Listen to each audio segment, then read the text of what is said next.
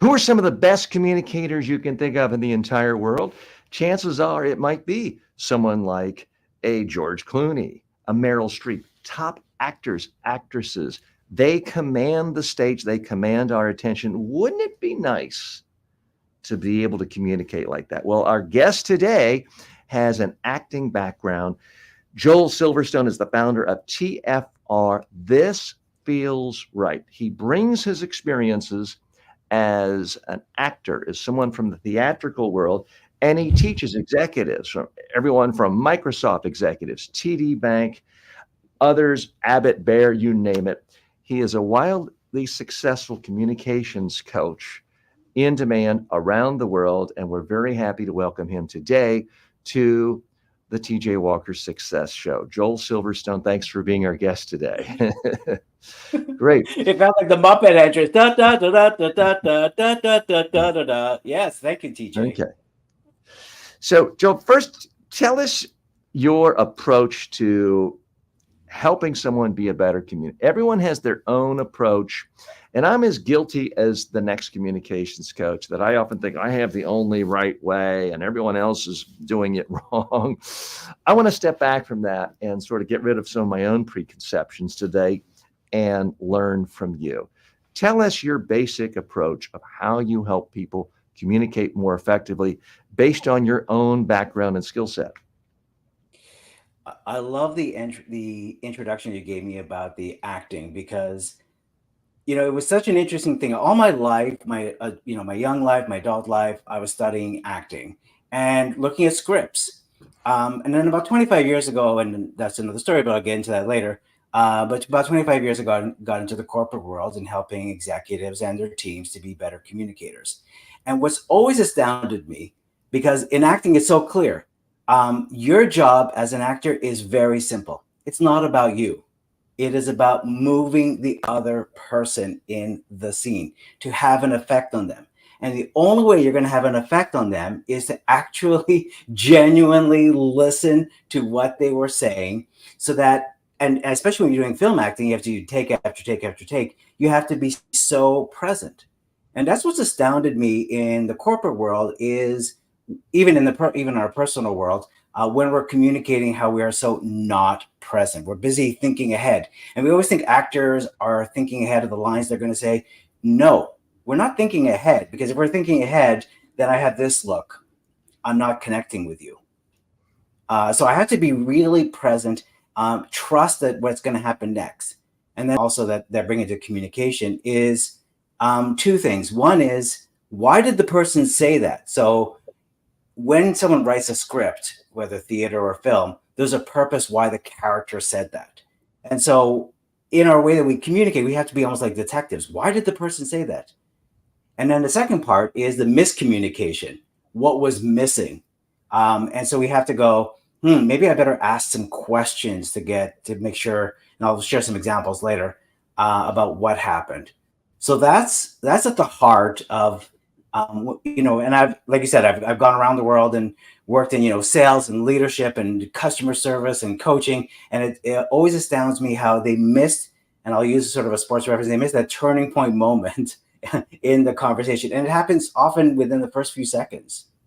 Joel, how do you actually teach someone to be in the moment? Because, no offense to our good friends at Microsoft, and I've worked with people there too, but if you come in thinking, well, here's my PowerPoint deck, and I've got to go to this next slide, and I've got to get to this next point, it's kind of the opposite of seeming like I'm here in the moment sharing with you. How do you get them to make that transition? Oh, that's such a good question, because number one, I think what you said is so true, which is one, how do we do it? Because everybody thinks they're pretty good communicators. So that's number one. I bring some of the acting background into it, and I'll do a lot of role play. So I'll become that customer. I'll become that employee. I'll become that other person that they're struggling with. And then I'll be able to sort of say, hey, I'll sort of give a guided learning. And as I'm acting really in the moment, and I'll say, here's that moment that you missed. When you missed that moment, I felt ignored. I felt rejected. I felt small. And they're like, oh, I was so busy thinking about closing the sale, or I was so busy thinking about getting you to change, or getting you to see this. I love this one. They say, getting you to see my point of view, getting you onto my agenda. And Mhm. that's really what I teach is how do you, and it's a bit of emotional intelligence too, which is how do you manage your own needs, but Mhm. also notice what's going on with the other person. Mhm.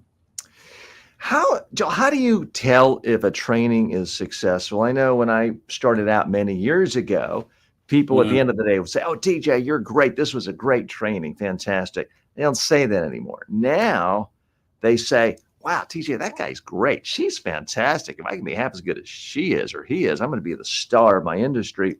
They're pointing to a video of themselves.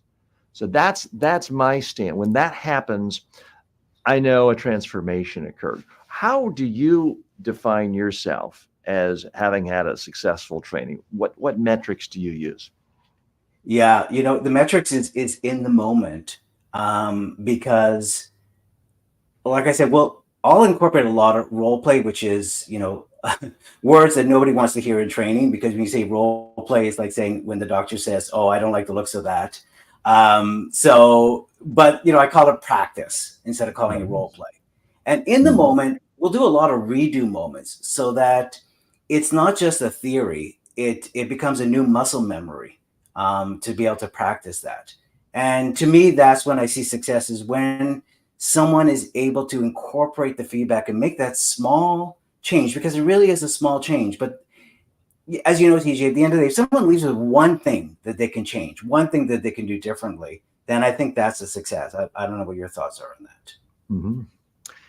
Certainly, often it's one thing that makes someone awful. If you can get rid of that, you've helped them immensely. Someone can have a great voice, nice clothes. If their idea of Yeah. giving a presentation is reading to people because I don't want to get anything wrong, and you get them to stop reading, well, that alone is the difference of day and night. Sometimes communication is kind of a binary thing of you were Yeah. awful, now you're interesting and great. Yeah. Okay, so I've got to, and by the way, we've got some people in the green room, I think, ready to ask Okay. questions. Sit-in is with us. If anyone else has a specific question for Joel Silverstone, come on into the green room, or you can post your comments right there. Forgive me for our folks on TikTok. I can't read the comments. I'll need you to come on over to our YouTube page or any other social media, and then I can see it aggregated into into our StreamYard. I do see some comments come in. Interestingly, Back Again writes, what's with the suit? Are you going to a funeral? It's good that things like that, it keeps you humble Yeah. because this week, for Yeah. whatever reason, I've had half a dozen people tell me they like my suit. Back Right. Again doesn't, and you're not wrong if you don't like it. But that is something, Joe, coming from the acting world, the costumes do sort of help or hurt the overall impression. What is your Yeah. advice when you're working with executives on how to dress? Because sometimes they overdress. Like I wouldn't wear this if I'm going to work with a tech client. Sometimes they Right. underdress. How do you advise people on costuming, which, let's face it, a suit, a tie, a casual shirt, it's all a type of a costume. It is all type of costume, and there really is. So what's going to a number one? What's going to make you feel confident, and then but part two of that, and TJ, as you notice, the world has just changed so much. Like a few weeks ago, I was working with these consultants in Chicago, and one of them was in and I've working with them for years. I was so used to them that they started off in suits, and then they became more casual, and then it was like it's okay to show up in jeans for the training, and then this person showed up in a skirt and high heels, and one would normally say they were male. Now we're saying we're calling it them. Absolutely, and they were brilliant and pleasant and everything. And so that was the world has changed. So it's hard for me to say wear a suit, don't wear a suit. I'm a bit like you. I'm a bit old school in the sense that I like to show up and look what I would call professional. So with the consultants, and if they're wearing jeans, I'll wear dark jeans and I'll wear a sport blazer with a shirt. And I'll still maybe wear nice running shoes or just more casual shoes. When I worked with the bankers, I would show up full suit and everything. And now I've got a closet full of suits that I basically never wear, because even going to the bankers, we're not wearing suits anymore. It pretty much is, but I have to feel confident in what I wear. And so that's what it boils down to for yourself. It's, if you're, and I remember working with a colleague, and the whole time she was just thinking about, oh, why did I wear this? I don't feel good. I don't feel like myself. You have to feel like yourself, but like in everything that you do, whether you're presenting or communicating, it's about how can you bring out the best in yourself? What is my best version of me in that moment? I think you really put your finger. You got to feel good about it. And the worst thing, the last thing you want to have happen is to be up speaking in front of people saying, oh God, I shouldn't have worn this. You don't want anything chipping away, creating any negative feelings. You don't want to have to think about what you're wearing once you're up speaking or sitting down speaking or in front of a camera speaking. You want to just know, this is what I plan. I mean, my general rule of thumb is wear something that doesn't confuse your audience, that is consistent with what they expect you to be in that particular situation. And it does change. I'm like you. Years ago, the bankers all had suit and ties on. I was just in a dress like you for many years until recently. And I looked at the data of my YouTube channel, and I found that for whatever reason, my audience really responded much better to videos of me, frankly, old videos where I was wearing a suit and tie. And I don't know if that's because they think of me as the corporate trainer, or I'm over 60 now and they just are more comfortable with someone like me in a suit and tie. So that's the only reason I'm wearing a suit and tie. I'm in Florida. I'd much rather be in a tank top and bathing suit right now. Right. It's 100 degrees. This seems to fit. So we have a question from our audience. Sid writes, how can we be unique in group discussions? And how do you gain attention when you're in a group discussion? We got extroverts and introverts in a group discussion. The introverts often get ignored because the extroverts speak a lot. And so maybe the heart of the question is, maybe, Siddharth, maybe you're an introvert. Yes. Okay. I just see that in the comments, an introvert. Exactly. And that's probably why, how do I do that? Let me give you, I'm going to share with you one of the rules of improvisation. And one of the rules of improvisation is first thought, best thought. And what happens as an introvert is you're missing the moment to maybe come in with a comment, to come in with an idea, to come in with a thought, because that perfection brain is going, and then you've missed the moment, and then you're maybe beating yourself up about it. That was my moment to speak, and now you're missing what's going on. So trust your instincts that whatever you're going to say is going to be of value. Most importantly, because you use the word unique. It is your thought, your idea, your perspective. Whether it's right or wrong, it doesn't matter. What matters is that you're contributing. And when you're contributing, people start to look at you and you start to develop more confidence because you've opened your mouth. Our biggest challenge is that this and this is two separate muscles. So the brain is one muscle going. Until you speak, this will all just be going in overdrive all the time. I hope that helps. And TJ, I don't know if you have thoughts as well on this. That's a lot of good points there. Our special guest today is Joel Silverstone. If you have questions for him, like Sid does, go ahead and post them. You can even come on live and share the screen with us. Joel, I know you have people all the time say, I'm okay talking about the company, but now I'm going to a job interview. I'm uncomfortable talking about myself, promoting myself. I'm interested in your tips there, number one. But number two, let's do a case study right now, because you have a podcast, you have a business, you have products. I want to just give you the floor and allow you to pitch to this audience, because we applaud pitching here. We want self-promotion because we're all about it. So I'm going to put you on full screen, and I want you just to pitch for a couple of minutes. Tell us about your business. If you have free giveaways, if you want to invite people to your podcast, let's hear it, and then we'll talk about it, and then you'll tell us, I'll come back on screen, You'll tell us Sure. what you were trying to do and why you were doing it. So let's just hear Joel pitch right now. Terrific. Thank you. Um, yeah, let's start with the giveaway idea, which is if you are interested in being a guest on my podcast, This Feels Right, which is all about communication skills and how we influence others. I can't guarantee you that you'll be a guest on, but I would love to have a chat with you and see if we can have a great conversation about influencing skills, which ties in also to This Feels Right and why I came up with the name for this company. What I've noticed is that in conversations, and especially because my clients have always been in that more sort of technical world or analytical world, banking and IT, consulting, and logic is a big push in that.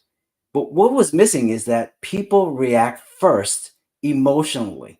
So if we want to be able to influence someone, we often miss the moment because we go right in with the logic, and then we're wondering why isn't this conversation moving forward? Why isn't a connection happening? Why isn't trust forming? And because the first thing that happens with that other person is they react emotionally. And this has been proven by science that our first reaction is always going to be emotional. And the first thing we ask ourselves is, within the first couple of seconds, does this feel right? In other words, does it feel right?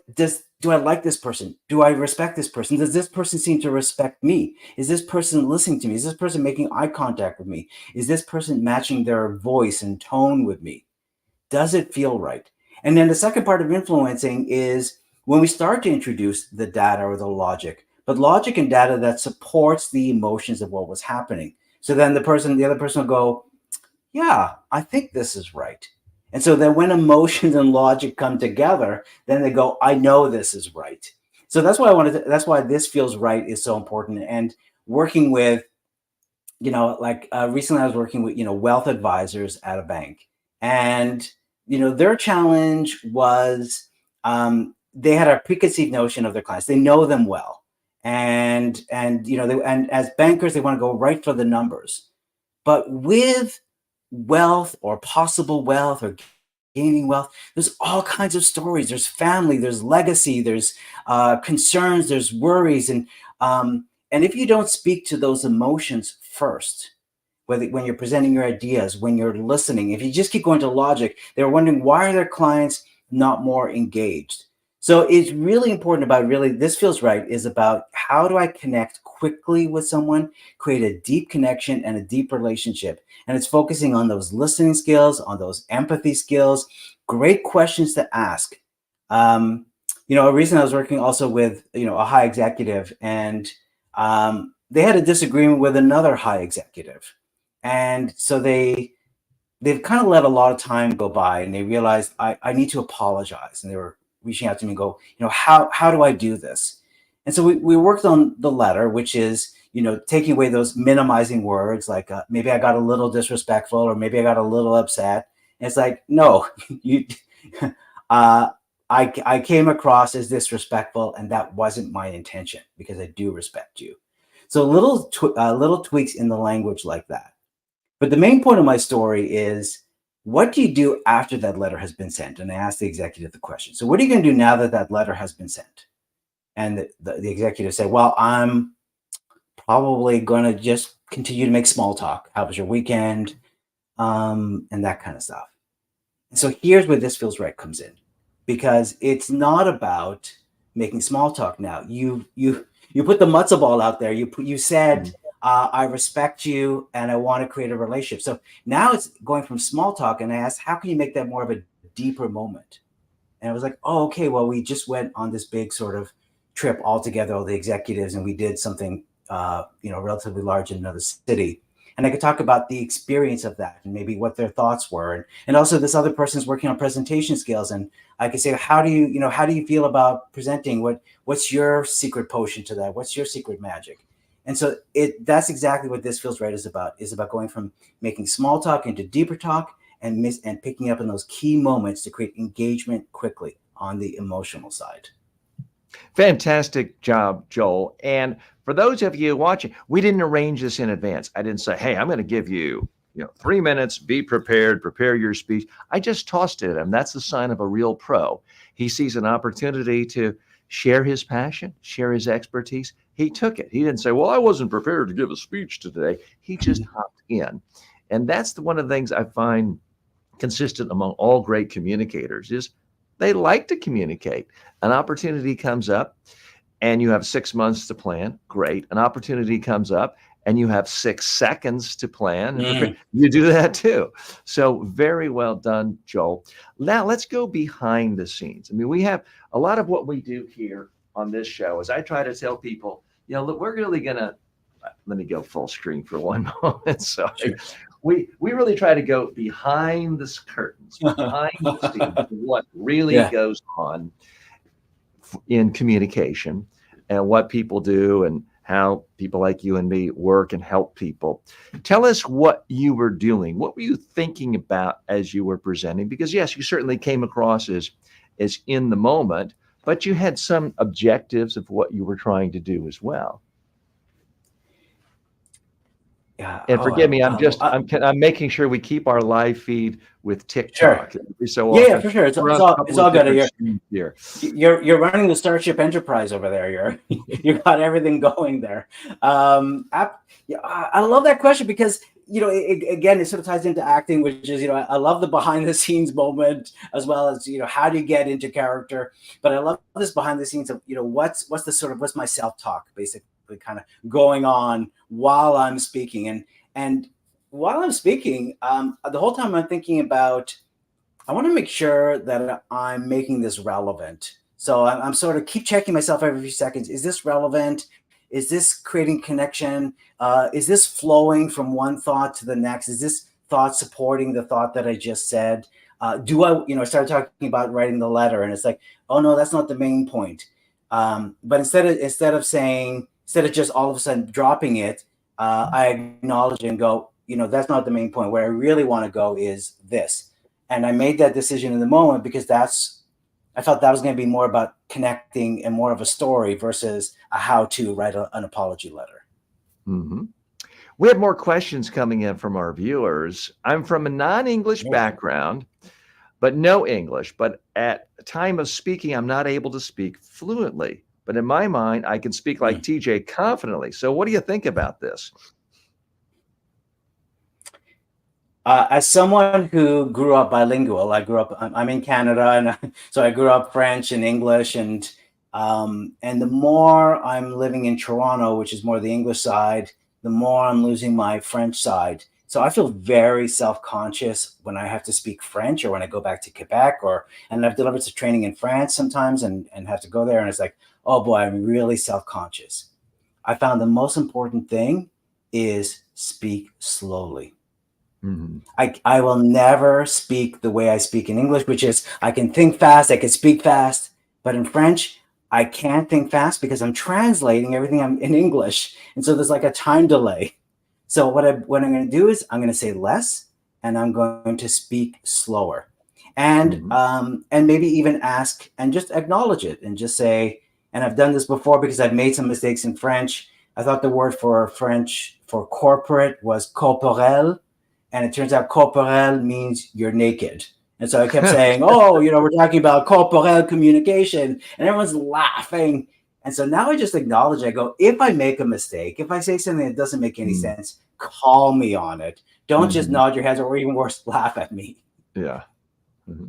Although at some level, I do like a laugh because if someone's laughing, it means they're not ignoring you, staring at their cell phone. They're not daydreaming. They are at least listening. They are responding. True. They are reacting at some level, but preferably they're laughing with us and not at us. But I get your point. Well, because you make those I make those mistakes all the time because it's like, you'll say like, and every language has different meanings. So I'll say, we're going to come back to the room, meaning the training room. But we're in a hotel, so when I say we're going to come back to the room, it's like we're going to come back to my hotel room. Is what it sounds like in French. Mm-hmm. So again, a lot of things where it can be sort of lost in translation. But that's why I just say, just call me on it because I want to learn too. I want to get better at how I communicate in this language. Yeah. Joel, you've been in this business for a long time. We've all had good days, bad days, successful days and unsuccesses. In a moment, I want to know about one of your worst training experiences ever, but also one of your best. I mean, I can tell you, I've had situations where a client just fell down on the ground, cried, went into the fetal position. They were so nervous and uncomfortable. I had one person stand up at the end of the day when asked, "What did you learn?" He said, "I learned this was the worst waste of time in my entire career. This was completely useless." Now, it happened to be his most passionate, interesting speech of the day. But that's sort of the, worst case scenarios. I've also had a situation where I worked with someone, they gave a fantastic TED Talk, invited to give another TED Talk, the main stage, millions of views, book deal option to do a movie by Steven Spielberg. Pretty good success. I want to hear, what's one of the worst situations you ever had in a training, and what's one of the best? Yeah, I don't think I'll be able to top, but one of the best. I don't think I'll be able to top the TED deal and Steven Spielberg. But let's go to the worst, because we go to the racetrack to see the car crash. So let's go to the worst. Let's go to the Rolodex here and see which one are the worst here that I got. Absolutely. I've been doing this for 25 years, and there's always going to be a learning experience. One of the things about being in this business, of course, is that you do get assessments, you do get reviewed, the smile sheet, so to speak, afterwards. So you kind of know if things didn't go as planned. But sometimes, even without the smile sheet, this is failing big time. And I was, just a few years ago, it was a sales conference. It was a private sales conference for a company. And I was brought in, and I was out of my element. I was listening too much to what the client was trying to accomplish. And they usually have like a laundry list of things that they want to accomplish. And I was so focused and so worried that I wasn't checking off those boxes that I wasn't being present in the training. I wasn't being myself. And these people were not, they were selling the same way they've always been selling. So now they were being told to sell a different way and sell a different product, because they're also being taken over by another company. So their emotions were also heightened, because am I going to lose my job? People always love change, right? Yeah. Nobody loves change. Exactly. The emotions are high. And instead of doing that, some of the feedback I got was I was mean. And as you've known me for like 20 minutes, I hopefully don't come across as someone who's mean. And so that really threw me for a loop. And I realized I came across as mean because I was so focused on my agenda and so worried about how I was going to come across, and that the client was going to go, "We'll never hire you again," which is what happened, because I was mean. I didn't actually create a worthwhile experience. Everybody's mean to someone. My daughter was screaming, my 11-year-old daughter was screaming how mean I was last night because I wouldn't let her watch Squid Games. So everybody's mean to someone. Well, there's firm. You're being firm with your daughter, and probably fair. Yes. But mean is like when you try to make someone feel small, which is kind of what I was doing, because I was so out of my element. I was so uncomfortable. And that was the mean part, which is when you try to make someone feel small. Let's switch over to the good part then. The best ever training. And it didn't start out that way. I was brought in for 4-day in-person training for customer service. So TJ, if you've ever delivered this, and if you ever been on the other end of it, as soon as you hear the word 4 days of customer service training, what am I going to learn? That is just so people are already rolling their eyes. I'll confess, this may sound horrible. The first thing that popped into my mind was, wow, you sold 4 days at once? That must have been a really hefty fee. But that's from my own perspective as a small business owner. But please continue. They wanted the 4 days. I'm like, this is 2 days at most. Like, no, we got it. And they were right, because basically these people had been in the job for 20 years. They've been doing customer service for 20 years. It was a unionized environment. Again, change. Their job was changing, where they were sort of first off, their job is where they are often verbally abused and occasionally physically threatened. And their job was where they're in a protective booth, and they were taking the protective booth away, and they wanted them to circulate amongst the people that were sometimes threatening them. and to deliver customer service. And there's 50 people in the room in person. And and I did this a few times. It was sort of rinse and repeat. We did a few of them with different groups. And every first day was always the same. First hour screaming at me, even though I'm coming from the outside. I don't know them. They don't know me, but I'm the face of the problem. You don't know anything about us. You're the problem. All that. And I'm like, hey, I'm a customer even. I'm not even here to deliver the training. I'm also a customer. They didn't listen to it. What I learned from that is emotions. I had to really listen, drop my agenda, really listen to them, empathize with them. And I call this Q-tip, quit taking it personally. They weren't upset at me. They were upset at their situation. It was changing and they were scared. And why was the best ever training was that by the end of the first day, we're actually starting to do improvisation scenes. They're up on their feet and they're doing improvisations. And by the fourth day, at the end of it, we're literally handing out certificates. There's tears. We're making a big circle. Everybody is sort of like, this is the best ever. And now I see them sometimes when I'm taking public transportation. So that's the best ever training, when you really change someone's life, not just their work, but you change their life. And what they got out of it is they remembered why they got into this job in the first place, why they wanted to be in customer service. Our special guest today is Joel Silverstone. He is the host of the podcast, This Feels Right. He's an internationally renowned expert on communication skills based in Canada, but works with people around the world. Joel, we have people writing saying they'd like to connect with you. Do you mind if we share your website, your LinkedIn, your Instagram, and other contact information? And we should have nailed this down first, but message to my colleague Ben, if you could pull that, we have that all that's been supplied by Joel. Sure. Let's go ahead and put that in the description and the show notes as well. We can go ahead and put it in the comments as well for people who want to get a hold of you. That would be great. Joel, I have a question now. Now it's the tough question. And part of it you're going to like.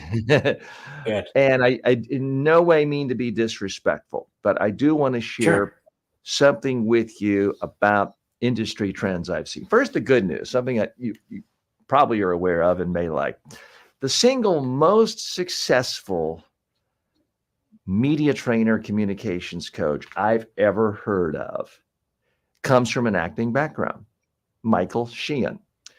He went to the Yale School of Drama, was a part of a theater in Washington, D.C., and started working with, I won't talk about politics, but one political party. Okay. And was sort of brought in as a friend of a friend. Hey, can you help this person get ready for, a hearing or a campaign speech? He did that, kind of fell into it. Then he got invited by one of the major parties to prepare all the candidates before the 1984, one of the major political conventions in 84. Did it again in 88. 92. Here, I will get political, folks, but we're not here to talk about politicians you don't like. He was Bill Clinton's media trainer. Boom. Well, Bill Clinton becomes president, gets a reputation around the world as one of the best speakers. Everybody wants this guy. Boom. He's got more business than 6 full-time trainers can handle. My understanding is his fee goes up to $20,000 a day, and life is good. And he's still doing this, to my understanding. I hired him once when I was on the inside working for a member of Congress, and you can never, it's very difficult to train someone when you're full-time staff. So I've seen him in person. I've been at Campaigns and Elections magazine seminars where he was there, and I've been he's very, very good. So when I'm talking about people from the theater background, keep in mind, I have him as the most successful trainer I've ever seen.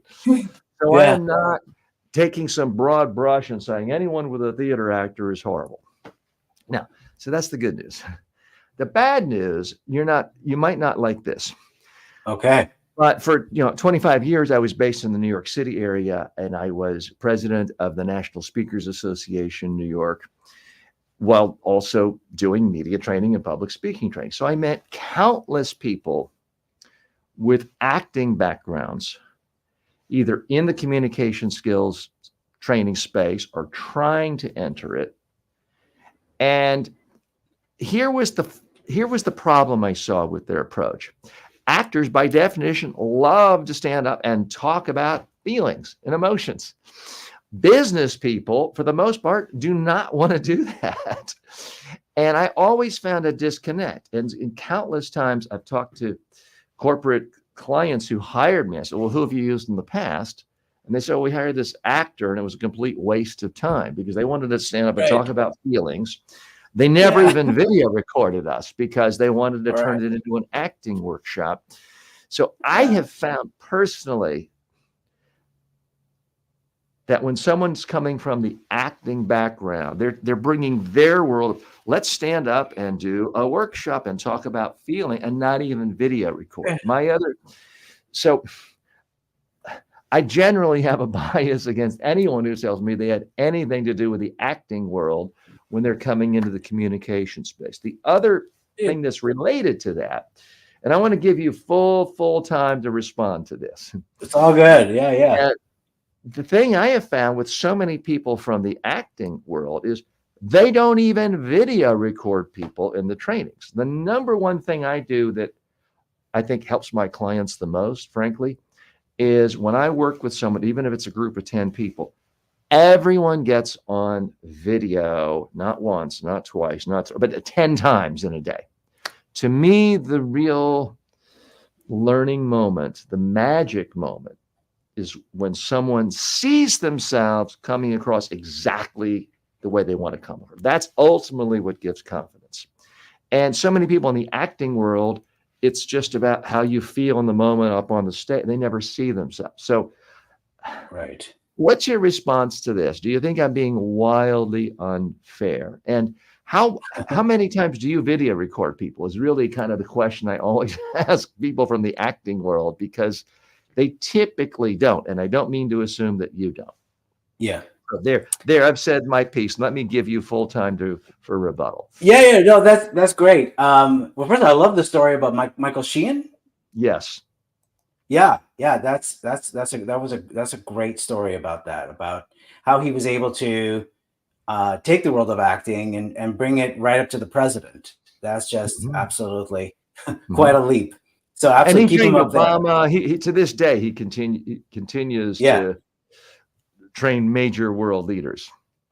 So he's gone against the grain of where you're seeing where he's managed to figure out the formula of what can you bring from the world of acting and put it into the world of business, and even more so into the world of politics, which is like a whole other world unto itself. Yes. I love the idea when how many times you video, because you nailed it. It kind of goes back to what I said at the beginning. Everybody thinks they're a good communicator. It's kind of like when you hear your voice first time on the when we used to have answering machines, and you'd sort of play back your outgoing message and go, "What? I sound like that? I talk so fast. My voice is so high." It's the same thing with the video. People don't realize how many times they're thinking, they're thinking face. So they're looking up to the sky for an answer and they're missing the point to genuinely connect, as an example.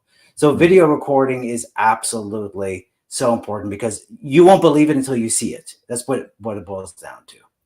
Mm-hmm. And you're right. Some actors got into communication skills and feel, I'm so aware of the fluffy, the feelings. And I never really say, we talk about feelings, because when you want to get someone to talk about feelings, ask them, what are their, and this is what I learned quickly with consultants was, I wouldn't say, how did that feel when we would do something?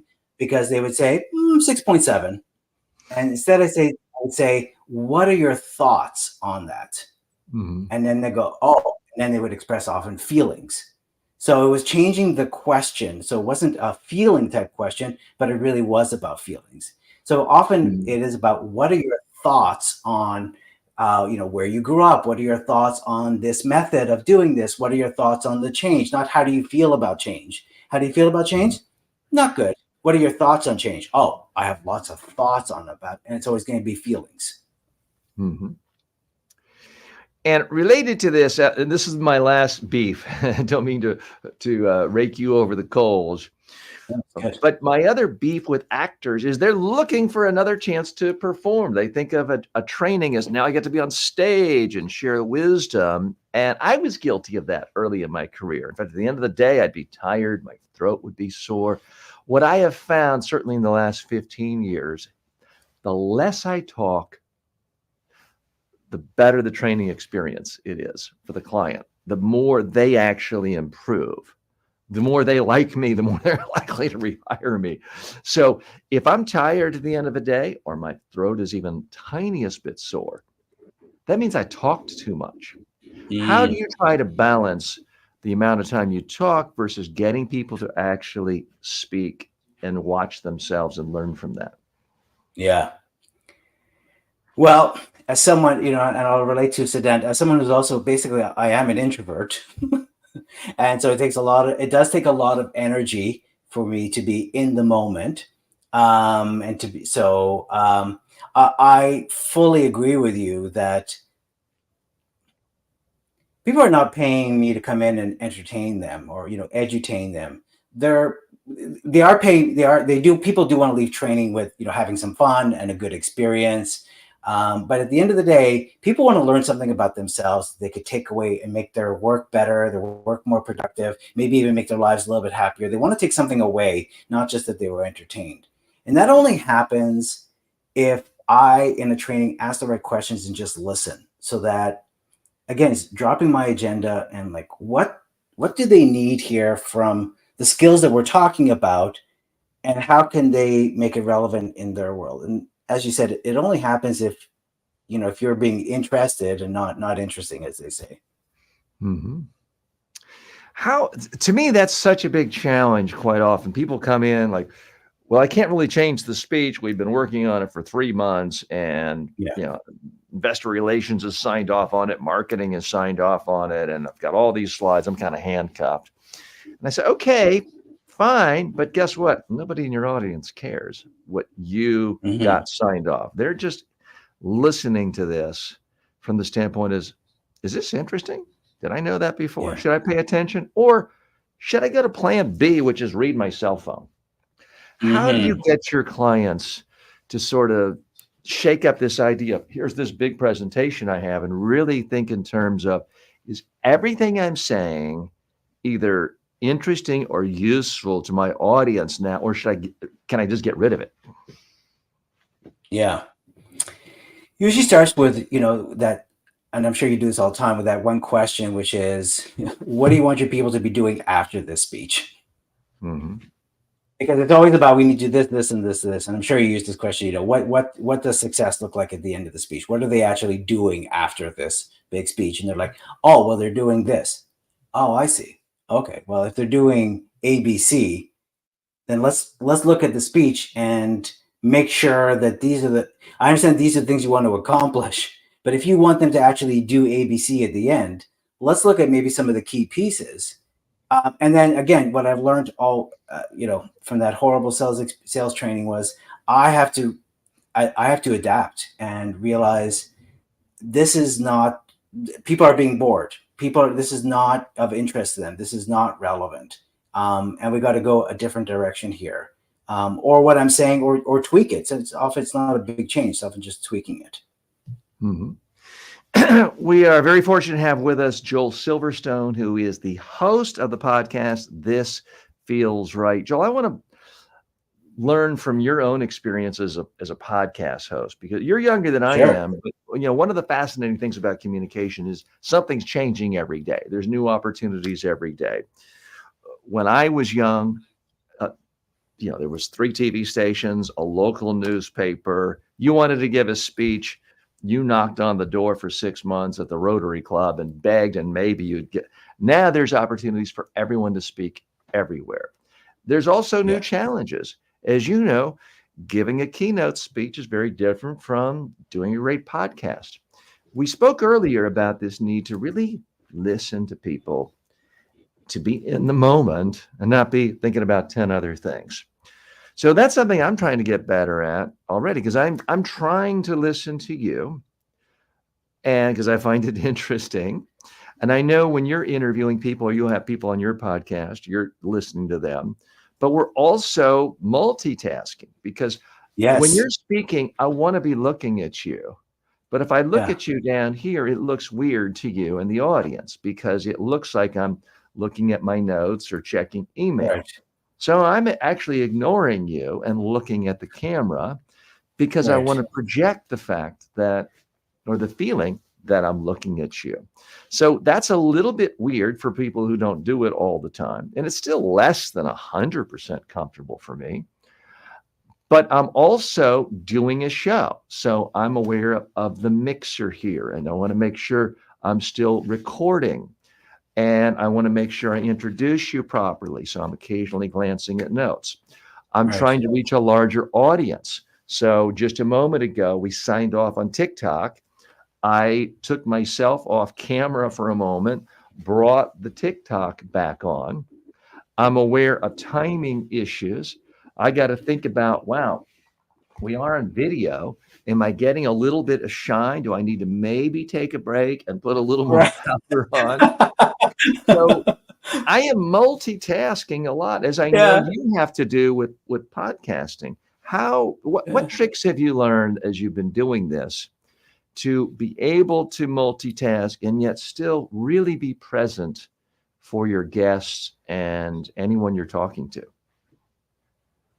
Well, first off, TJ, I'm already sweating just hearing about everything that you've been doing while I've been speaking. The absolute multitasking, and I love that you share also that you're not actually, because it looks like you're looking right at me, but you're not even, there's no eye contact. I feel like Mhm. I'm getting the eye contact. So you're doing that as a guest. You're making me Now I'm feel really far away. I can barely see my computer screen right now. okay. Which, by the way, the reason I have this angle is for when I'm talking Yeah, about public speaking, I can actually demonstrate and walk and tell people what to do with their right. hands or not do with their hands. So sorry for me showing off the No, extras I there. love that. And that's the thing. You're. I mean, there's a few differences, right? You're operating live, 3 hours a day, 5 days a week, on different mediums. You're running a lot of different things there. So I have to admit, and your questions have been amazing and without hesitation, and it's a question that sort of takes me to the next level of thought. So if you're anyone watching, I have to sort of bow to you, TJ, on this, and that Well, you've done thanks. an amazing job. Yeah, you've done an amazing job of asking great questions in the moment, while still being very present and building on that. And I'm impressed with that. Not even realizing all the different cameras and the mixer boards and stuff that you got going on. Um, Mhm. when I do a podcast, I don't do it live. So that's number one. So I'm not dealing, and I did do something on Voice America that was live, but it wasn't on camera. So it was just audio. Mhm. So with that, I'm able to cheat. And how I cheated Mhm. when we're doing live off camera was I could take notes as I'm listening. So Mhm. I could circle back to what someone had just said. Hey, you mentioned this, so that I could really just sort of listen as I'm doing that.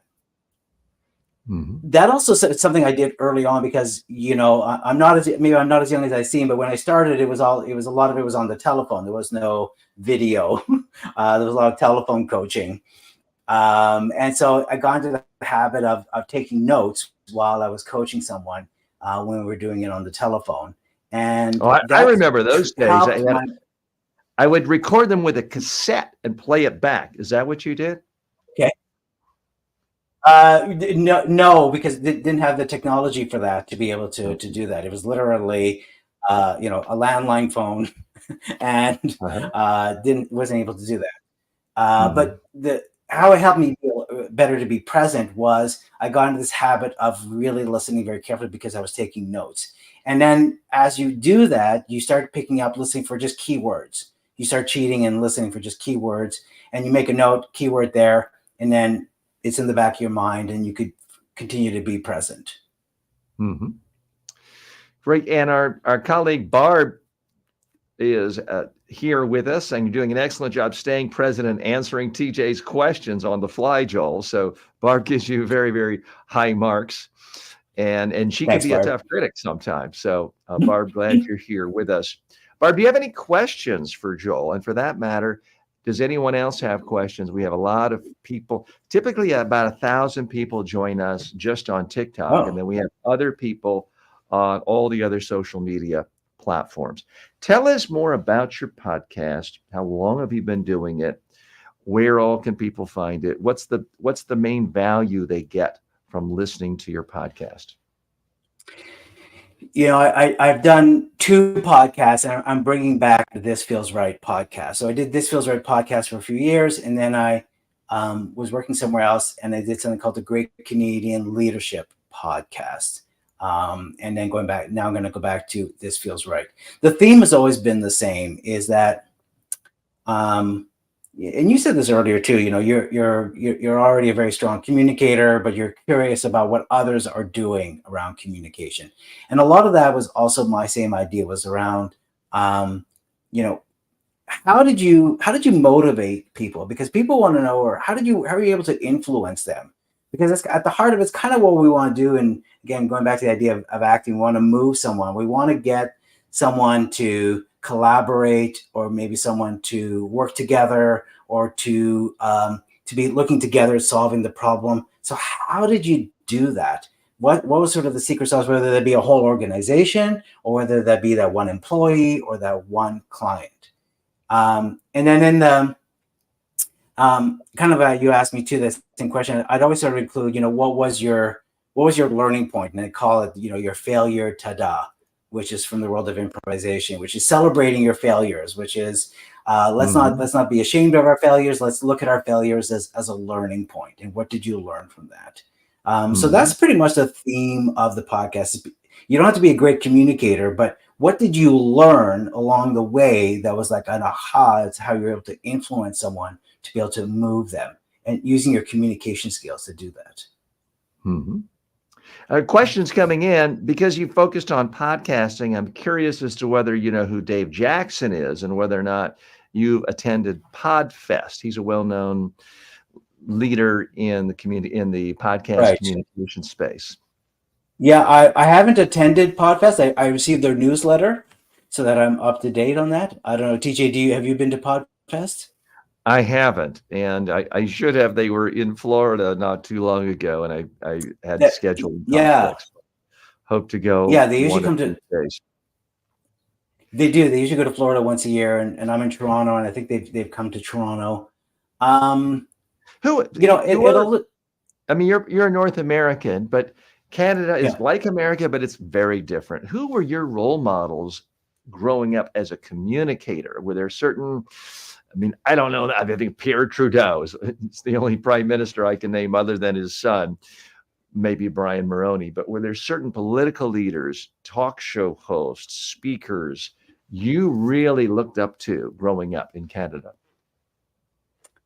Well, you're talking about you had your 3 channels. We had 2 channels in Canada. We had CBC and CTV, and then you had the 2 French versions of those channels. So we didn't have a lot of homegrown talent. Like one would show basically a lot of American shows, and CBC would show some local programming and some North American programming, but a lot of British programming. So I was really influenced more so on the comedy side. I don't know about great speakers, but I was more influenced. Monty Python, perhaps. Monty Python, exactly. But on the Canadian side, we had these 2 gentlemen called Wayne and Schuster, who were able to take things and sort of shift it and looked at it from a different perspective, and have the sort of self-deprecating sense of humor. And so I've always appreciated that about communication, when people are able to be, we always say being authentic. And to me, being authentic is you're taking the work seriously, but you're not taking yourself seriously. And that's something that I took away from watching those comedians on CBC growing up. And then as sort of more in the later stages, I've always enjoyed Dan Pink. Dan Pink I think has just been, and he was, speaking of politics, the author, and he worked for Al Gore. Speaking of politics, he was a writer for Al Gore as well, and he did a TED Talk. I think I have several of his book. Was it Made to Stick? Am I getting it right? Yeah. My favorite of his is To Sell is Human. Yes. And I think that's a really great one around how to communicate. And then now I'm loving this book by Charles Duhigg, I think his name is, I believe, and he Yes. wrote about habits The before, Super right? Communicators. Super Communicator, exactly. Yeah, Fantastic book. I just yeah. finished reading it myself. It's the first hardcover book I bought in years because I basically just read everything on my iPad. So it's the first hard because I basically want to sort of go back and look at it, and I love his examples. Because like you said about touchy feely stuff, like he's talking about, that the CIA is basically in the communication business. Mhm. And so those are really good to balance it out, that communication is not always about touchy feely. It is about being very strategic and specific, but also how to be yourself in those moments. And that's a big part of it. Going back to, again, self-deprecating and sort of self-disclosures. Mhm.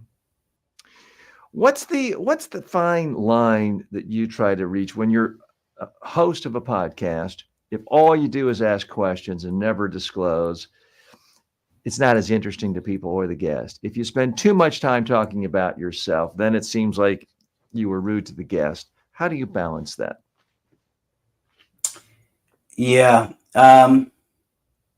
It can't be. The thing about questioning is whether it be a podcast or whether you be a leader or whether you're doing sales, it should never feel like an interrogation. And if it's too many questions, then it just feels like an interrogation. Nobody wants to be on the spot and have to be sort of constantly like that. So it's a nice break for anyone when the podcast host, as an example, shares a little bit about them. And when that happens, as you have been doing, sharing a little bit about your thoughts around acting and the actors, and as communicators, and sharing a bit of your best successes and your worst successes, your worst experiences, you're creating connection with me, and Mhm. so I feel a bit safer. I don't feel like you have a hidden agenda where you're going to maybe take me. I feel like we're connecting, and I think that's, again, at the heart of whether a podcast or anything, is that it's how can I connect with this person. And when you self-disclose a little bit, but know that you're not putting the focus completely on yourself, you're still keeping the focus on the other person, Mhm. then you're creating that safety in the conversation. Mhm. How have you evolved as a podcast host? Would someone listen to your first couple of podcasts versus your most recent? What would they notice, and what are you conscious of having tried to actively improve?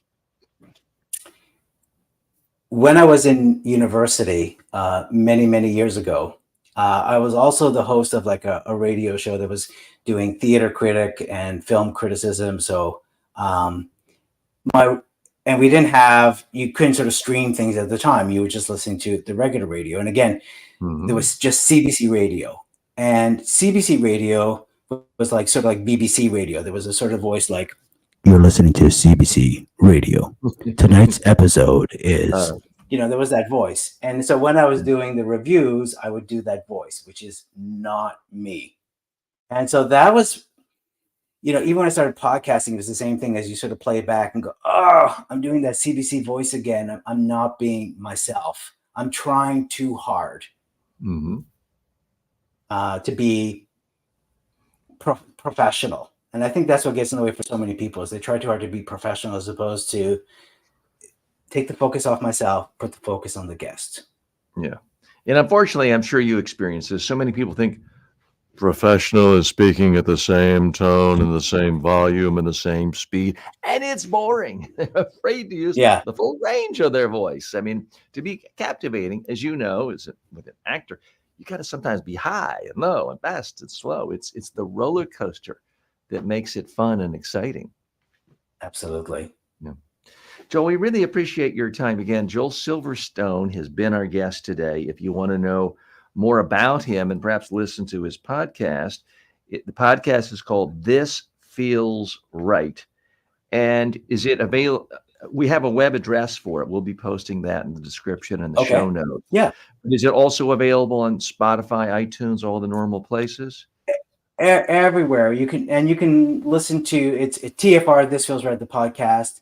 Every Spotify, iTunes, everywhere. It's also available on YouTube as well. There's a YouTube channel for it as well. And then more recently, I was doing the Great Canadian Leadership Training podcast. same thing. You can check that out everywhere. If you're looking, again, we had lots of amazing leaders on that. And so you could listen to that as well. And then, do connect with me on LinkedIn. I share a lot of great tips on LinkedIn, but also I love to follow other people's journeys as well as to what they're doing as well. And so do connect with me on LinkedIn. And my Instagram is also This Feels Right Instagram. So, I'll post little videos there and that kind of material. So do check. I'm not on TikTok, but there we go. Instagram and Twitter or X. As well. This feels right on X. I am on TikTok right now, but maybe no one in the United States will be on it a few months. But we'll table that debate for another time. Joel, you've heard the expression, the cobbler's children wear no shoes.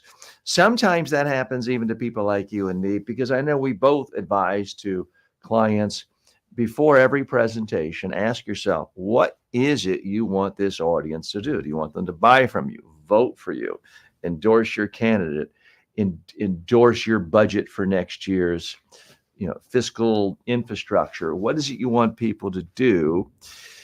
And yet I've gone on talk shows before where I didn't have a clear-cut agenda. What would you like our audience to do? Well, one is, on a personal, selfish note, connect with me on LinkedIn. I'd love to hear your story, and if I can be of service to you or to your organization, or have a conversation, or even if it is, even if you just need 15-minute, let's talk about a freebie, 15 or 30-minute chat.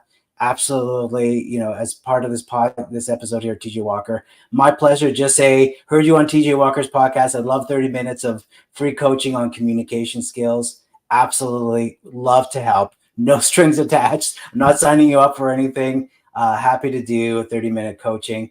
And then, on the unselfish side, I hope that you've taken out between TJ and myself, and if you're a regular TJ watcher, even this episode, that you've taken some tips around that the focus of communication is not about you, but it really is about how can I move that other person? How can I create a connection with that person? How can I go beyond small talk, let's say, and create maybe a deeper connection with that person, make them feel safe, and that we're collaborating or working towards the same goal. Great. We have more comments coming in. Almond Gates says, thank you all, TJ and Joel. Almond, you get the last word today. Joel Silverstone, thank you so much for being our guest. I'm TJ Walker. This is the TJ Walker Success Channel, where we get together to improve communication skills, boost our skills, and boost our confidence. Special thanks to our guest, Joel. We're going to let Joel proceed with the rest of his day. Meanwhile, we're going to take a quick commercial break, and I'll be back with more answering your questions on communication skills. Plus, we'll have our special segment, as we do at the end of every show, on how to be an influencer. I will be creating Amazon influencer ads right here. So we'll be back live in just a minute. I'm going to share with you right now some actual ads from the Hydro Peak Thermos seems like a part of the family. I use it every day. I carry it with me to the pickleball court every day. I live in South Florida, where it is hot and muggy, and it's important to me to be properly hydrated. I don't want to rely on a vending machine that's peddling other stuff. I want to take my own filtered water. That's why I use this Hydro Peak. It does a fantastic job. It's durable. I've dropped it many times, have a dent or two in it. It still works perfectly. If you're looking for a thermos that is durable, sturdy, doesn't leak, I don't think you can go wrong with a Hydro Pack. Are you looking for something light and easy to take around to bring your music to your next party, beach, barbecue, pool event? This speaker does the trick. I've had this for several years. I've used it countless times with friends, family members, gatherings we've had, and it turns any normal gathering into more of a party. It sounds great without me having to lug around big speakers or find outlets. It holds its charge, it lasts for hours, it sounds great, it syncs up easily and quickly to my cell phone. I'm not the greatest tech wizard, but it's easy to use. If you want a nice sounding speaker for your events, home, office, out at the beach, this speaker will do the job. Reading is important to me. That's why I love this reading lamp. It's very flexible. You can adjust up, down. You can adjust how bright or dim it is. Hi, I'm TJ with the TJ Walker Success Channel, and so much of my success I give to reading a lot. I like to read at least an hour every night, so it's important for me to have reliable lighting. That's why I keep these around the house next to my bed, next to the couch, so I can read there. If you're looking for something that's flexible and affordable and reliable, this reading lamp fits the bill. I don't do a lot of stapling these days, but every so often I do need to staple. This Stanley, it works perfectly every single time, and it has for years. If your office, your home office, your regular office needs a stapler, Stanley knows how to get the job done. Like anyone else, I like a bargain and go for other brands from time to time that I've never heard of. But when it comes to batteries, things I need to really work, where I need the power, I like to stick with something reliable. Duracell is a brand I trust. We buy packets of batteries in bulk, so we always have the power we need. This sunset lamp is very versatile. It comes with a great handy remote. I can easily turn it from blue to red to green to white. It's useful for your home, for your office. I use it for my TV set to give a little more depth. You're gonna like this if you want a simple way of creating a little extra light in any room. This Glide Gear teleprompter is fantastic. I mount it on my tripod. The camera goes in the back. I then pull this out and I put my iPad there. All of my text, my script is on there. I can use software to manage that, and now I can be in front of this, whether it's 3 feet, 8 feet away, looking directly into the lens of the camera, following a script. No more of this stuff where I'm looking at. We are back live. Hi, I'm TJ Walker.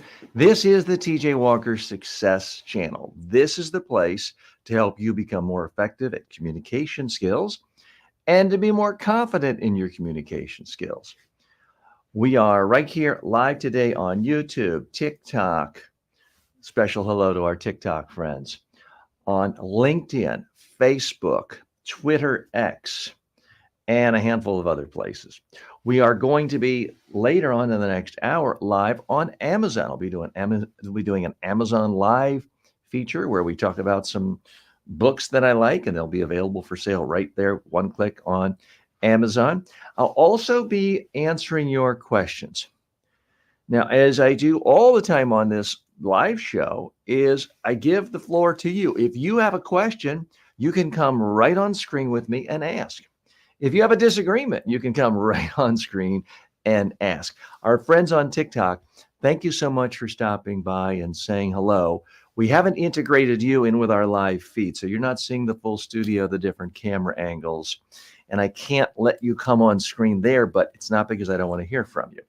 I would love to have you come on, but I need you to come over to our YouTube channel. You'll see in the comments the link to StreamYard. With one click, you come in, and you can join us on screen, and we can hear you and see you. All you have to do is make your microphone and your video camera available. You don't even have to put your video camera on if you want to just talk to us. We're very, very interactive here. We do have guests. We just heard a fantastic guest, Joel Silverstone, talk about his communications practice. We try to get in as many ideas as possible from different sources. No one has a monopoly on every single great communications practice, tip, trick, or tool. So I certainly share with you what I think are best practices, things built on my own experiences, having trained tens of thousands of you in person in 45 nations around the world, and also my experiences having trained more than 2 million of you from every country in the world other than North Korea in my online courses. So that's what we're about right here. I'm also showing with you the actual workflow of a content creator. So I make long form videos here, short form videos here, and show you my mess ups, show you you see the outtakes essentially right here. And I do that because I want to motivate you to create more content because yes, the world is awash with more content than ever. And there's so many people on Instagram smiling with ripped abs in front of a Lambo. It's not that we need more of that. I'm more interested in the expertise you have in your head of how you help people. You may help clients, customers, one-on-one on a regular basis every day. You may help people in your community learn how to swim. Well, you could be sharing that expertise with the whole world if you just speak on video. And so many people hold themselves back. They say, well, I will, let me lose a few pounds. I will, let me get a better camera. I will, let me wait till I clear my whole schedule and I have a whole day free. And I'm here to tell you, those are all just excuses. You can do it. So that's a part of why we are here today. And the other reason some of you don't do it is, what if somebody criticizes me? Boo-hoo. I don't mean to be glib. Everyone online who has more than one viewer gets criticism from time to time. In fact, one of our friends on TikTok earlier today, let me see if I can find it. It may have been from the earlier connection, wrote, says, who is this guy in a suit? Is he going to a funeral? I don't think he meant that as praise for my suit. So why am I commenting on that? It's to put it in perspective, because one person thought it was kind of weird that I'm wearing a suit. I understand. I get it, because we live in a modern world where even investment bankers, even lawyers don't wear suits anymore. And for many people, the only time they see someone in a suit is, in fact, going to a funeral. So the person's comment was completely rational. It was logical. And I don't think they were trying to hurt me. They were just confused. Well, you're not wrong if you're confused. Now, the reason I am wearing a suit is my own research shows on YouTube and other social media platforms, for whatever reason, people are much more likely to watch videos of me giving tips and tricks and tools on how to communicate more effectively when I'm wearing a suit. Am I saying I would do anything the audience wants? If the audience wants me to wear a barrel or be naked or in a bathing suit, would I do that? No. But the reality is I have spent a lot of my professional life wearing a suit when giving people advice, because I've been training corporate executives. So it's not far afield from where I traditionally have been. It's just that in the last 8-10 years, I haven't worn a suit as much. Most people didn't, especially during the pandemic. But I don't mind putting on a suit if it makes you feel more comfortable taking advice and listening to me, if it makes things more credible. My point there is, yeah, everyone can get criticism. That's part of what holds us back. And I think a couple of things. Sometimes you can just ignore it.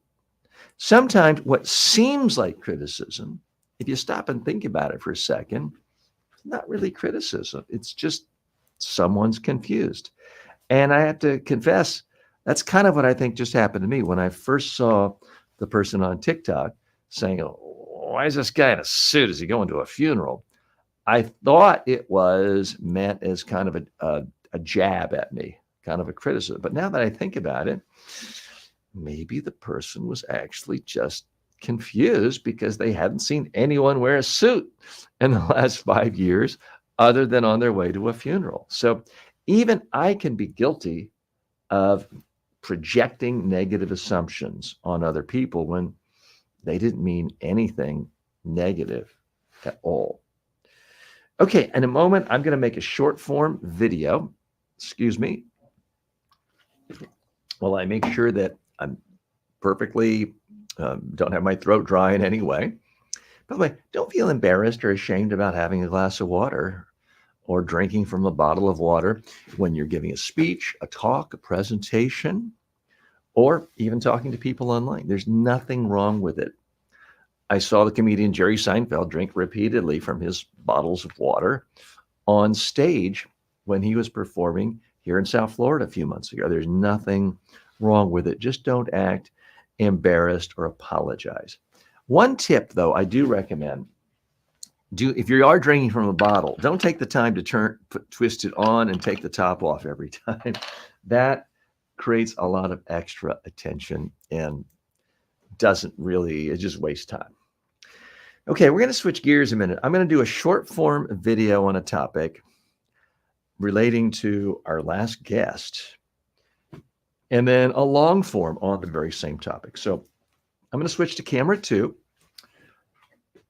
And those of you on TikTok, you're not going to know what I'm talking about because you're only seeing from the one camera. If you want to see what I'm talking about, then I recommend come on over to our YouTube channel and you will see it. It's TJ Walker Success on YouTube. Okay, I am going to hit the record button. I'm going to start from a different angle.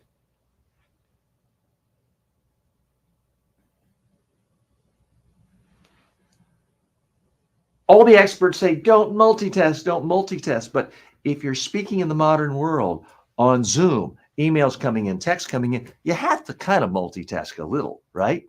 The key is you have to give most of your attention to the person you're talking to. The other things just have to be background noise. Okay, so that was an attempt for me to answer that question that I brought up. I don't think that short form was really great. A lot of questions I think of sometimes that relate to communication. I can do it in less than 60 seconds, and I feel like I did a great job. If I try to expand it to 5, 6, 7, 8, 10 minutes, I feel like it loses focus. The short was better. I think for this one, it's going to be better as a long form video. So I'm going to switch to camera 1. I'm going to try to move my TikTok friends so you can see part of that. And forgive me, that's my main shotgun microphone there. So I can't get rid of that easily. So I'm going to try,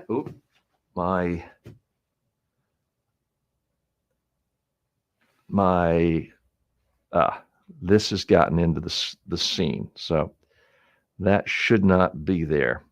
What I'm doing is just moving over the tripod. The tripod, when I moved it for holding the phone for TikTok, got in the way of camera 1. Okay, so I'm going to try to do this for roughly 8 minutes. If I don't make it, that's okay. But that's something I'm trying to get my timing better for long form videos.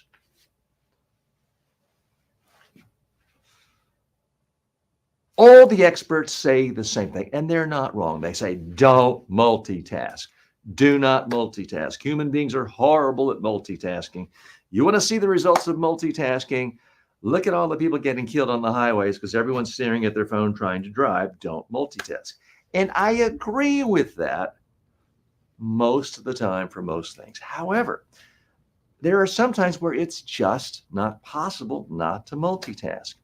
If you are conducting a meeting on Zoom or giving a presentation on Microsoft Teams or doing any kind of online meeting where you're talking to people, you're kind of forced to multitask. You have all sorts of choices. The first thing you should really focus on is listening to the person talking to you, or if you're talking, really trying to look at people and see if they have questions. That should be your main focus, but now you've got distractions. Because if you're looking at people on the screen and they're talking, it's going to look like this, where it looks like you're ignoring them and checking your social media accounts. So already you're faced with a multitasking challenge. In order to appear to be paying attention to someone, you have to ignore the image of them and you have to look at the camera, typically above your computer or at the top of your phone. So already that's a little bit of a challenge. And if you're speaking and people are writing in comments, now you've got to choose between, do I look at the person speaking? Do I look at the camera? Do I look at the comments coming in? So now you've got to multitask a little bit there. It can get more complicated. Are you thinking about how you look? Because if you see yourself, you may be thinking, uh-oh, am I getting a little shiny? Do I need makeup? Is my tie a little crooked? If you can see yourself, which you often can with meetings.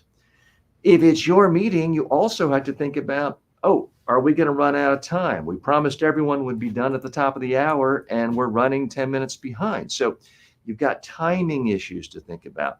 Is the next guest coming on?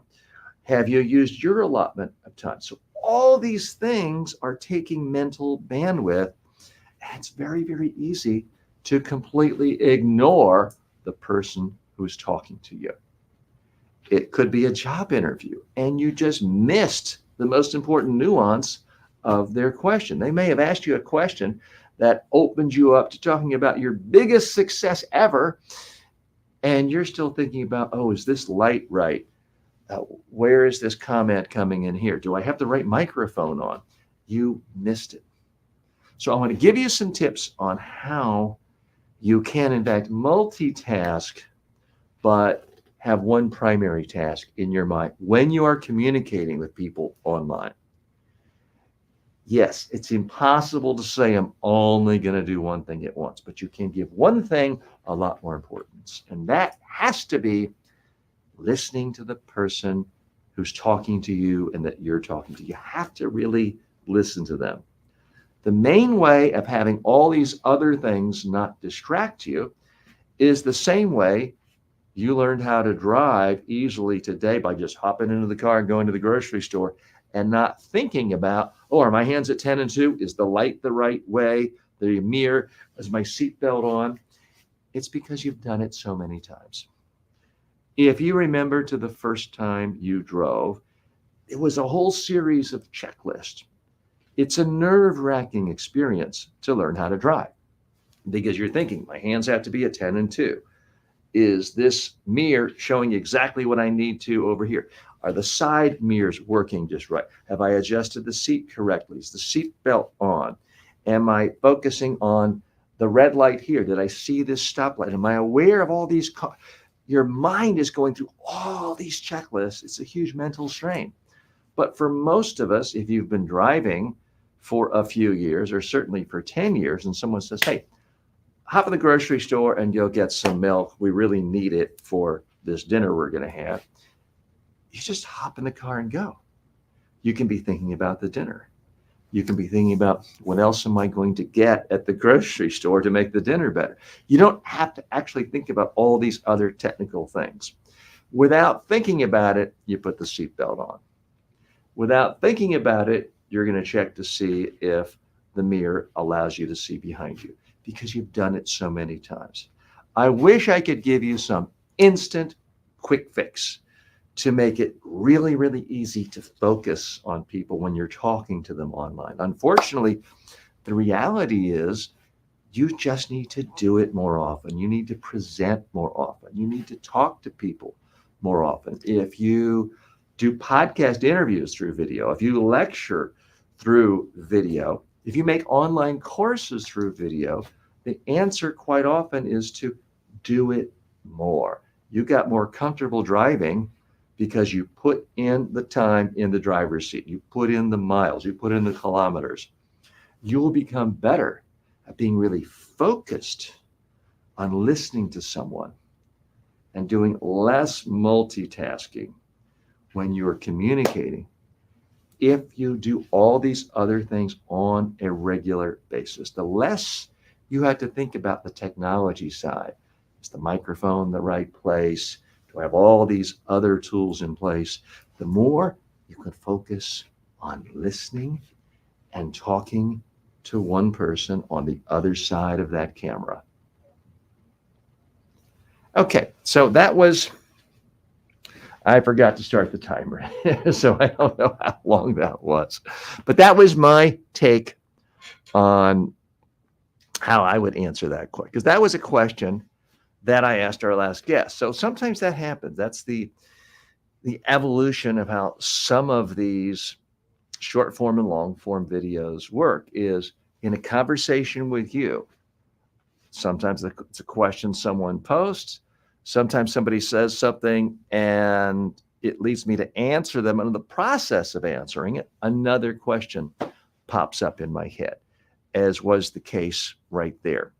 And then I try to answer it, and spending a little time thinking about it. Was that 100%? I mean, that's probably not a video that's destined to go viral. There's a lot of nuance there. There's not just one quick, simple trick that solves the problem. And occasionally I do have those. But it's a very real problem people have, because I am a pretty experienced communicator, I would like to think. I've done thousands and thousands of videos, but I'm sharing with you, I'm being transparent. It's still a little tricky for me doing an interview when I have to ignore looking at the person there. I see myself there. I've got to look at this camera. In my situation, I got to think about, do I have camera 2 on? Do I have camera 1 on? Am I back at 3? Do I need to take myself off? I've got my mouse here. Have I made sure that the TikTok stream hasn't left while the other streams are there? So there are a lot of moving pieces that, frankly, none of you should care about. The only reason you should watch this is you feel like you're getting some specific value helping you become a better communicator. So I don't want to spend too much time talking about all those details other than to make it a learning moment, which I hope this is, to help you when you are in a similar situation. Now, you might not be using a mixer and 3 cameras anytime soon. That's not a very common thing for people to do, but chances are you will have to run a meeting on Zoom, or you may have to do something on Facebook Live, and you are going to get out of your comfort zone, and you are going to wonder, like, where do I look here? Do I look here? Where do I look? And you can get this adrenaline flow going that makes it harder to think. It makes it harder to concentrate. It definitely makes it harder to really pay attention to what other people are saying. And if you want to have a great conversation with someone, you have to do that. You think I don't care who your favorite podcasters are, and I'll toss out some names. Some of them have some controversy, whether it's Joe Rogan or Tim Ferriss or the woman who hosts Fresh Air for the last 40 years. The one thing they all have in common is you do really get the sense they are totally listening to their guest. How do you know that? Because they ask follow-up questions. They ask questions that relate to what the person just said. Nervous people don't do that. They just keep on going with the preset questions that they had asked, and they completely ignore great nuggets that were there. So that is the real difference. So we'll be talking about tips on how to communicate more effectively online, whether you're hosting a podcast, a video show, a YouTube show, a TikTok show in the future. I look forward to hearing from your tips as well. We're going to be having a lot of world-class experts right here on this forum in the coming months and the coming weeks. Some of them I'm very excited about. Everything from just the simplest of how do you make the best impression for a job interview to the most technologically advanced issues of how to use artificial intelligence to create a clone of yourself so that you can communicate with people when you're not around. We're going to be speaking to one of the founders of a Delphi.ai, an artificial intelligence firm, next Tuesday. And they are in the business of creating text, audio, and soon to be announced video clones of experts, motivational speakers, trainers, authors, people like you, and how that can be used in the modern world to really enhance communication. Rather than just going to a website and typing in a question to see if it's already there for the frequently asked questions, imagine going to a website of any author, expert, you know. For example, our guest just mentioned Charles Duhigg, his new book, The Super Communicators, which is a great book. I've talked about it. I don't know if I've done an Amazon influencer video for it yet, but I'm going to. But imagine if you could go to Charles Duhigg's website, type in a question about, hey, Charles, I've got to give a wedding toast tomorrow night. Any tips on how I can really communicate more effectively? And Charles comes on and you see him and he says, hey, Barb, or hey, TJ, here's what I'd recommend. And you actually see him, the world-class expert, the best-selling author, talking to you by name only giving you advice specific to the question that's pretty powerful, right? Now, that's not easily available yet, but it's coming. It's coming very, very quickly. Some of you who are fans of the TV show Black Mirror remember an episode about 10 years ago where someone essentially built a robot and programmed it to be like I think it was their former husband or former fiance. It pulled in every feed of everything they'd ever said on every social media, email, and it thought and talked and sounded just like the real thing. Now, that was sort of crazy science fiction 10 years ago. Guess what? It's not 10 years to the future now. It's maybe a week away. So this is coming. So that's one of the things we're going to be talking about a lot right here as soon as next week. Actually, as soon as right now, since I'm talking about it right now. I can tell you, I did test Brendon Burchard, a name familiar to many of you, a well-known and respected motivational speaker, personal development expert, and New York Times best-selling author. He's been one of the first ones to use this program with Delphi. And I tested it out. You type in a question, you get a text answer, but you push a button with a little phone, you actually hear Brendon in his own voice talking to you by name, giving answers based on his expertise that's tailored to you. And it did not sound like phony, fake, artificial, like a robot. It sounded just like him. And my understanding is by the end of next month, you'll be able to see a video of him doing that, which I think is very, very powerful and interesting and intriguing, and is something I'm going to be looking at on how I can share my expertise with people around the world, even when I sleep, in a way that isn't just watching another video on demand. Now, I love my online video courses. They've helped millions around the globe. But it is a little bit passive to just have to watch a video of someone going through their whole agenda, as opposed to the starting point being, hey, TJ, I have to give a sales presentation next week. Where should I start? Having someone come on, look at you, mention you by name, and to then start saying, how about you do these 3 things right now and hit record? And let's practice it. That's going to be infinitely more powerful. Am I going to be able to do that in the next week, the next month, even this year to that level? I don't know yet, but I know I'm going to try.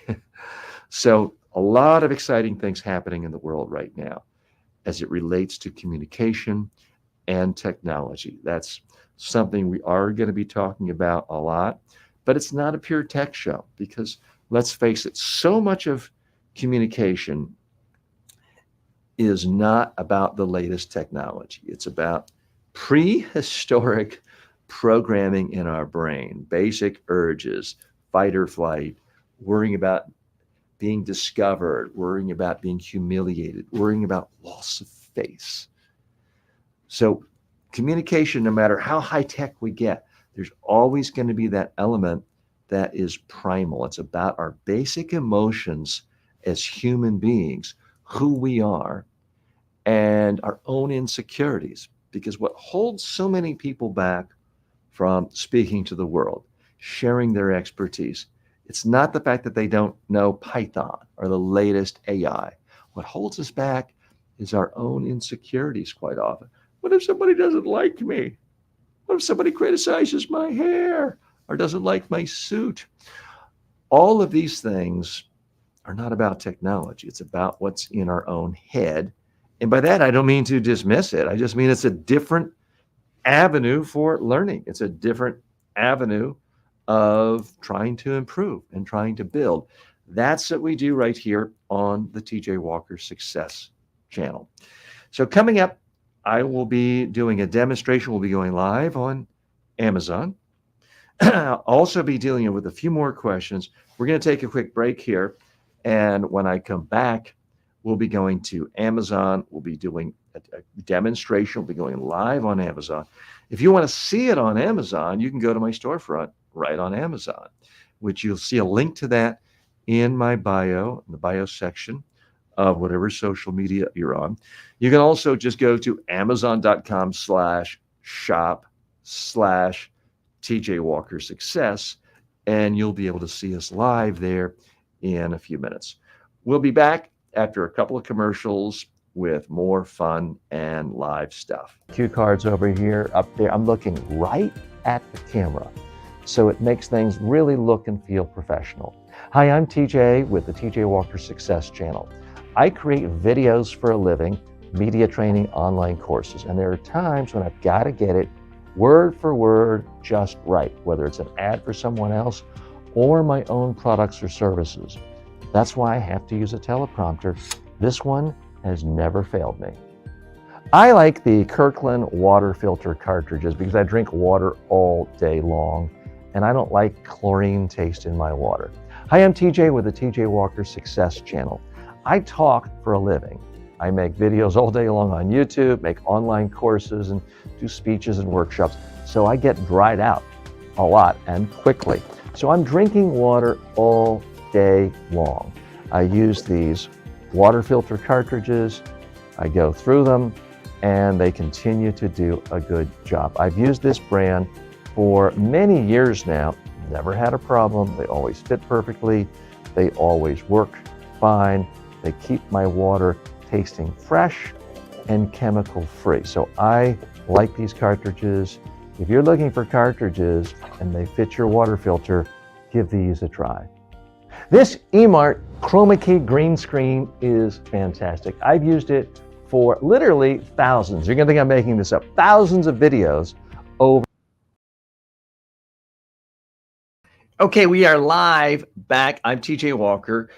I'm going to do one or two more short form and long form videos.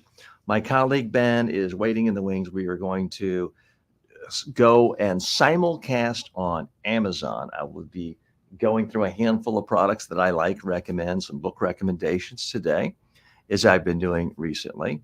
And then we still do have time if you have questions, if you want to come on screen, ask questions, participate, disagree, debate. We can do that. We don't do political or religious debates here.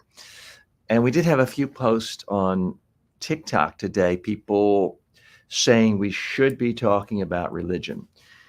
All I can tell you there is that's another show.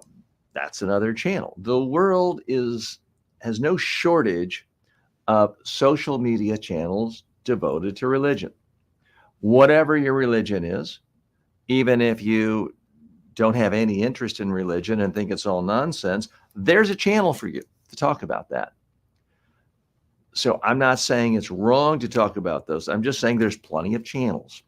What we're trying to do right here at the TJ Walker Success Channel is provide the one place in the entire world that gives you hours and hours a day to ask questions and to learn just about communication, spoken communication to be more specific. Whether you want more tips, tricks, and tools on how to be good at small talk or comfortable, how to talk to one person, how to speak in a job interview, how to give a presentation to 3 colleagues, how to give a presentation to a board meeting, how to speak at an industry conference where there's 150 people there. Maybe you're a little uncomfortable. How to speak to 500 people or 5,000 people. Or if you're talking to the media, 5 million people. That is the point of this show. That's all we do. To my knowledge, it's really the only place anywhere in the world devoted hours and hours and hours a day for that. Plus, I typically publish and post not 1, not 2, but 3 edited short form and long form videos 7 days a week. So you put it all together, we're putting out about 100 different videos of content on about 10 platforms on how to communicate more effectively. So that's our focus. Do I get everything right all the time? No. But I'm trying, and I appreciate you being here and helping me try. Special hello to all of our friends on TikTok. If you want to see what I'm talking about, see the full studio, and not be wondering, why is he over there away from the camera? It's because I'm on a different camera in our main studio. But I do want to say hello to Steve and Tess. Peggy has joined us. Kelly. So many people.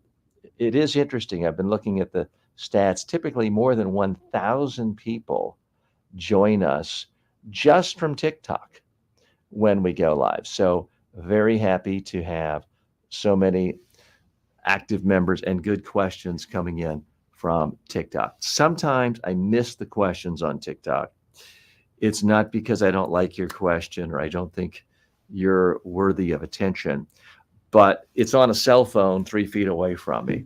Whereas all the other questions from people, social media, on Facebook, YouTube, comes into a big screen and I can see it in front. So you dramatically increase your chances of me getting to see your questions, your comments, if you come on over to YouTube and post your comments there. So I apologize for not having things integrated there just yet. Okay, I want to do a quick short form. I'm going to switch to camera 2 on the topic of, are you skilled at receiving constructive feedback?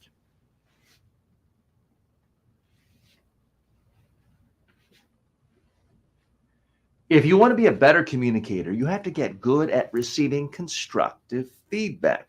The problem most of us have is if somebody says 2, 3 good things and there's something they don't like, we only focus on that. We get into a defensive mode. Well, I'm not that bad. You're even worse. You got to stop that. Listen. Don't say anything other than thank you. Reflect on it. Chances are they were right.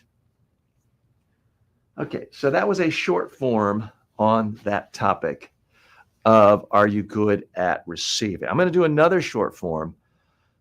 And by the way, this question came from ChatGPT because it's showing that this is in fact a question people talk about online. It's in forums, it's in Google searches. So that's where that question came from. Sometimes I take questions from artificial intelligence. Typically I take them from you, sometimes on camera. Sometimes you type them in, sometimes you email them.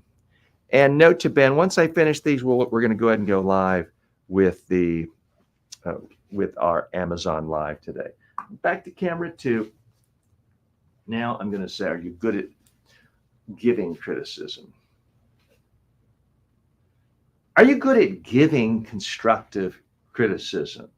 You got to follow a couple of things. First, focus on what they're doing well. That makes someone think, oh, this isn't going to be painful. They're going to think you're smart for pointing out specific things they're doing well. Don't just tell them what they want to hear. Be highly specific and mean it. Next, focus on one thing that the person could do better. Tell it exactly what it is. Don't just say, well, you were boring. That's not helpful. Okay. So now what I'm going to do is a long form where I combine those topics. I had to break that up because they're really 2 separate topics. But for a live one, I can do it. So I'm going to go ahead and switch to camera 1. I'll shift my cell phone from our TikTok friends over. And after we finish this one, Ben, we'll go ahead and do the Amazon Live.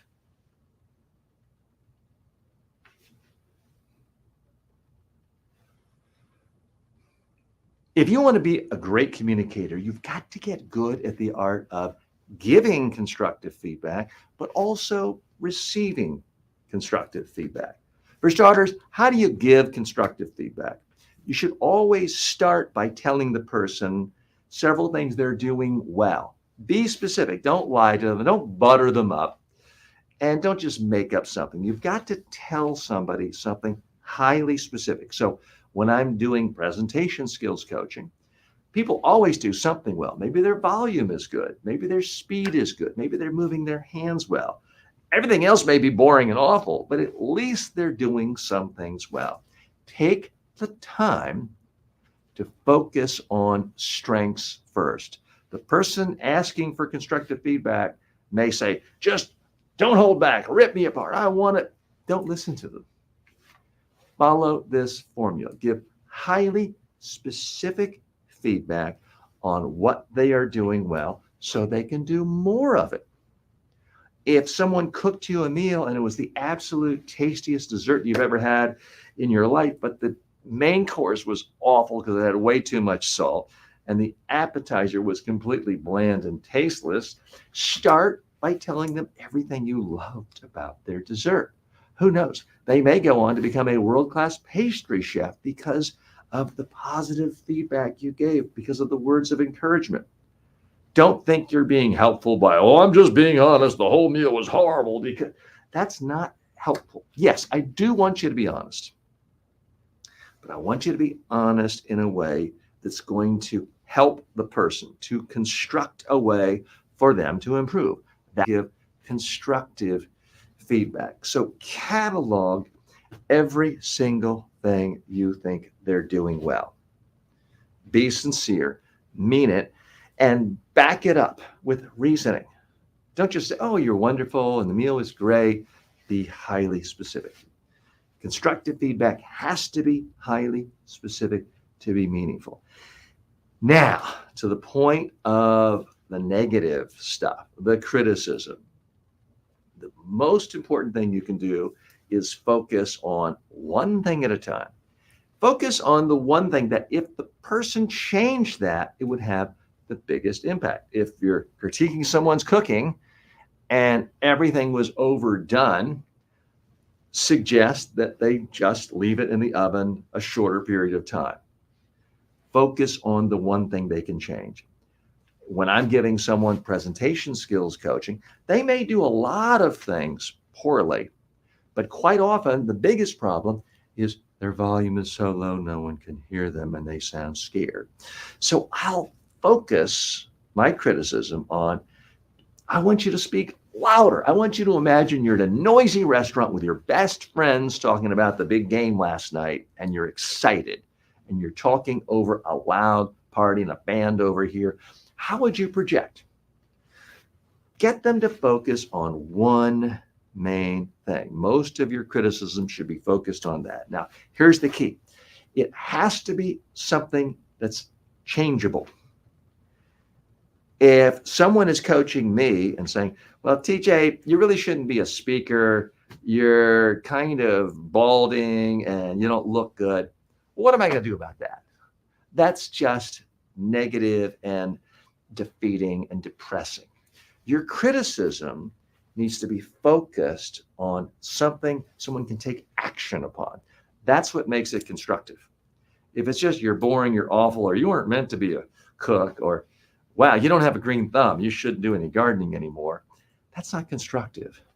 That is destructive. And too many people confuse constructive feedback with destructive feedback.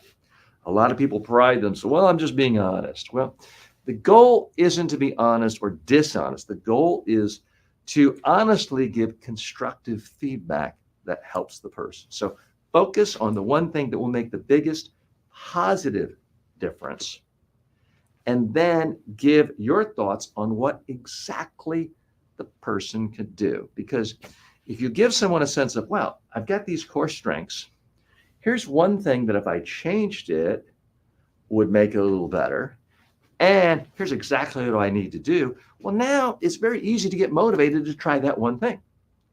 They're off to the races. So that is the most effective way to deliver constructive feedback. You need to tie it up at the end in a bow and restate their strengths, focus on the thing you want them to change, and then let them know, here are the results they're going to get if they do make this change in your opinion.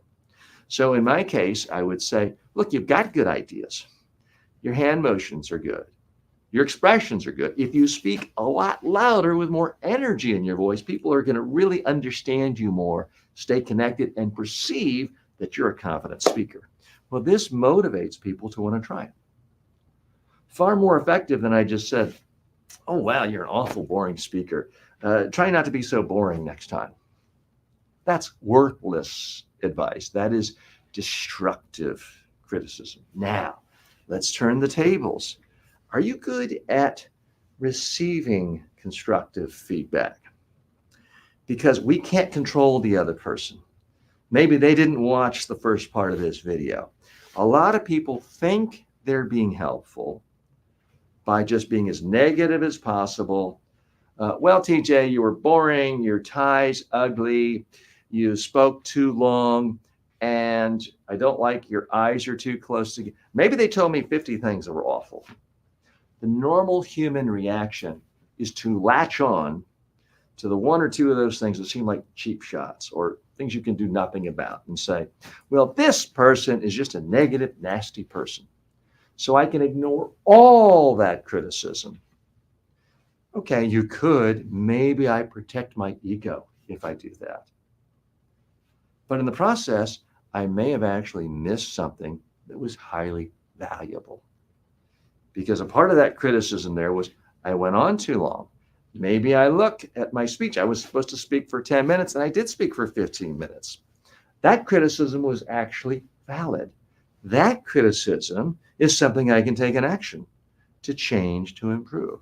So the key to getting constructive feedback is to try to clear your mind, listen, and tell yourself, I know I'm a human being with emotions and I have emotional responses like everyone else.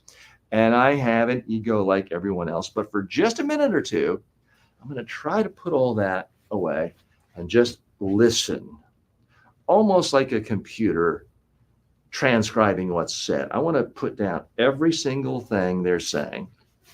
And then, as objectively as possible, because yes, it is about me, to look at every single criticism and to try to be fair and say, okay, is this really fair? Well, they're saying they hate the tie. Well, they gave me the tie. I'm going to ignore that.